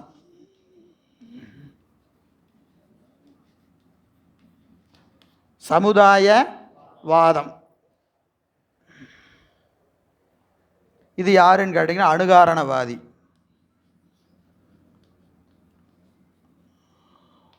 அணுகாரணவாதி யார்? பௌத்தர், சமணரில் ஆறுகதர், தார்க்கியர். 3 பேரும் அணுகாரணவாதி இல்லையா? அதில் பௌத்தரும் சமணரும்.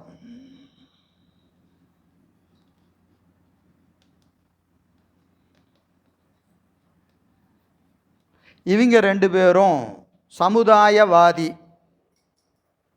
சமுதாயவாதி. அணுக்களின் சமுதாயமே உலகமாகும். அணுக்களின் சமுதாயமே உலகமாக மாறும் அப்படின்னு சொல்கிறவங்க யார்? பௌத்தரும் சமணரும். சமுதாயம்னு என்னது? இப்போது எள்ளு இருக்குது, ஒரு கூடையில் கொண்டு வந்து அப்படியே கொட்டுறோம்னு வச்சுக்கோங்க. கூடையில் கொண்டு வந்து கொட்டுறோம், அது என்னது? சமுதாயம், கூட்டம். சமுதாயம்னு என்னது? கூட்டம். ஆனால் அதுக்குள்ளே என்ன இருக்காது? ஒரு டிசிப்ளின் இருக்காது. எல்லாம் கொண்டு வந்து கொட்டினோம்னா எப்படி கொட்டும்? 1 2 3 அப்படியே கொட்டும், அப்படியே கொட்டும், அவ்வளோதான். ரேண்டமாக கொட்டும் இல்லைங்களா? அதுக்குள்ளே என்ன கிடையாது? ஒரு ஒழுங்கு இருக்காது. அதுபோல் அணுக்கள் ஒழுக்கமாக இந்த முறையில் கூடி உலகமாகுமான்னு கேட்டால் அப்படியெல்லாம் இல்லை. அதுவாக கூடும், எப்படி வேணாலும் கூடும். அணுக்களின் சமுதாயம்தான் உலகம். அதுக்கு என்ன கிடையாது? ஒரு ஒழுங்கு கிடையாது. இப்படி தான் அதை என்ன செய்ய முடியாது? ஒரு டிசிப்ளின் கிடையாது அதுக்கு. அப்படி கூடுவது தான் உலகம். அதனால் இதுக்கு என்னவாதி? அணுகாரணவாதியில் சமுதாயவாதம். சமுதாயவாதம். இந்த சமுதாயவாதம் என்பது அணுகாரணவாதியில் ஒரு பிரிவு. அணுகாரணவாதியில் ஒரு பிரிவு என்னது? சமுதாயவாதம். சமுதாயவாதம்னு என்னது? அப்படியே கூடும், அதுக்கு ஒரு வரமுறை கிடையாது. வரமுறை கிடையாது அப்படின்னு சொல்கிறவங்க. இதுலேயே தார்க்கியர்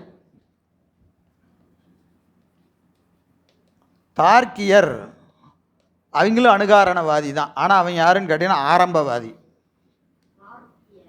தார்க்கியர், தர்க்க மதத்தினர். தர்க்க மதத்திற்கு தார்க்கியர்னு ஒரு பேர் இருக்குது. ஆரம்பவாதி. ஆரம்பவாதினா இந்த அணுக்கள் கூடுகிற போது வரிசையாக கூடும். 1 2 3 4ன்னு ஆரம்பமாக வரும். ஒரு டிசிப்ளினோடு சேரும். 1 அணு 2 அணு 3 அணு 4 அணுன்னு என்ன செய்யும்? வரிசையாக கூடும். வரிசையாக கூடினா அதுக்கு என்ன வாதம்? ஆரம்பவாதம். இது சமுதாயவாதம் மாதிரி. இது ஆரம்பவாதம். ஆரம்பவாதம் இதெல்லாம் ஒரு வாதம். இன்றைக்கி ஒரே வாதமும் வாதியுமா ஏகப்பட்ட வாதம் வந்துருச்சு. வகுப்பு முடிச்சுட்டு எத்தனை வாதம் எத்தனை வாதி வந்தான்னு சொல்லுங்கள். சரியா? நோட்டை பார்த்து எண்ணி சொல்லுங்கள். மனப்பாடமெல்லாம் சொல்ல வேண்டாம். அவ்வளவெல்லாம் உங்களை நான் சோதிக்க மாட்டேன். சரியா? அடுத்தது பரிணாமவாதம்.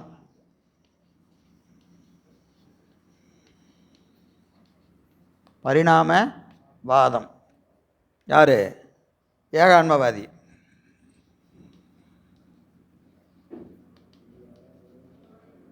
ஏகான்மவாதியில் பரிணாமவாதம் சொல்கிறது யார்?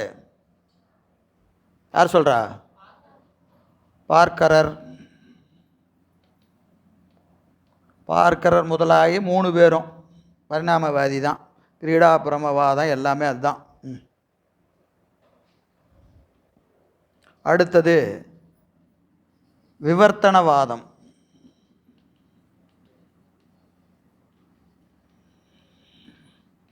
இது இப்பி வெள்ளியாய் தருவது. இப்பி வெள்ளியாய் தருவது.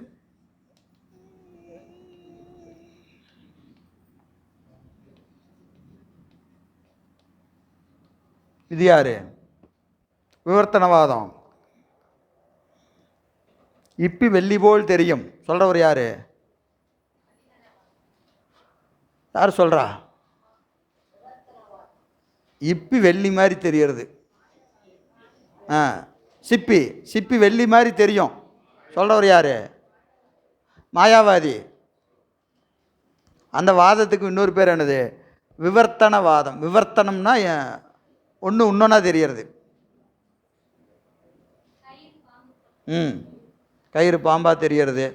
அந்த வாதத்துக்கு பேர் விவர்த்தனவாதம். அடுத்தது விருத்தி. இப்போ இதுவரைக்கும் பார்த்தது இதெல்லாம் என்னதுங்க? பரிணாமம். விருத்தின்னு என்னது? விருத்தி ஒன்று இன்னொன்றாய் மாறுவது. மாறுவதுன்னா இயல்பு மாறாது. படம் குடில் ஆனார் போல. படம் குடில் ஆனார் போல. குடில் ஆனார் போல சாமியான பந்தல் தான். ஒரு துணி என்ன ஆகுது? ஒரு டென்ட்டாக மாற்றுறீங்களா இல்லையா? மடித்து வச்சுருக்கிறீங்க. அதை என்ன செய்கிறீங்க? விரித்து ஒரு டென்ட் ஆக்கிடுறீங்க. படம் என்பது துணி, குடில்னா ஒரு டென்ட்டு. மடித்து வச்சுக்கிற துணி என்ன செய்கிறீங்க? விரித்து ஒரு டென்ட் ஆக்கிட்டீங்க.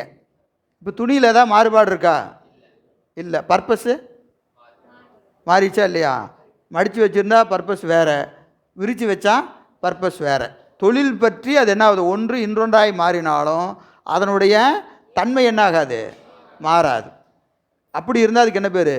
விருத்தின்னு பேர். பரிணாமம் பால் தயிராதல் போல. பால் என்ன ஆயிடுச்சு? இப்போது தயிராயிடுச்சு. அதுக்கு பேர் என்னது? பரிணாமம்.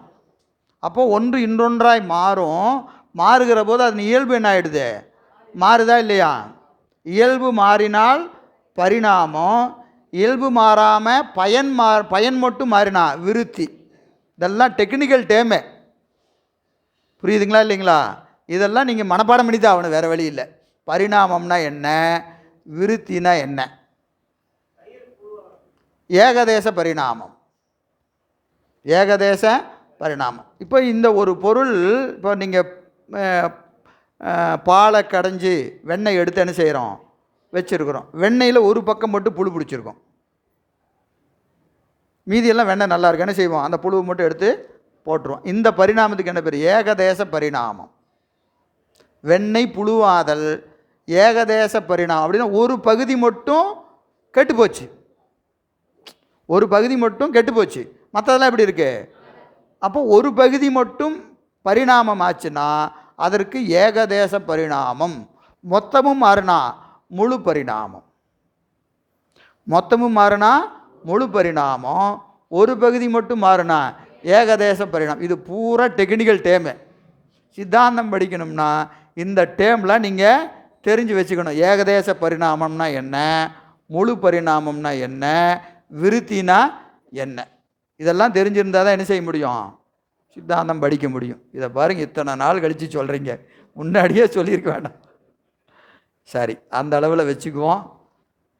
அகச்சமயத்தை மதியம் சாப்பாட்டுக்கு அப்புறம் ஒரு அரை மணி நேரத்தில் முடிச்சுக்கலாம். அங்கே ஒன்றும் பெருசாக வேலை இல்லை, அகச்சமயத்தார்கிட்ட பெருசாக வேலை இல்லை. மதிய உணவை முடிச்சுட்டு வந்து அவர்களை முடிச்சுட்டு முதல் 100 பாக்குள்ளே போயிடலாம்.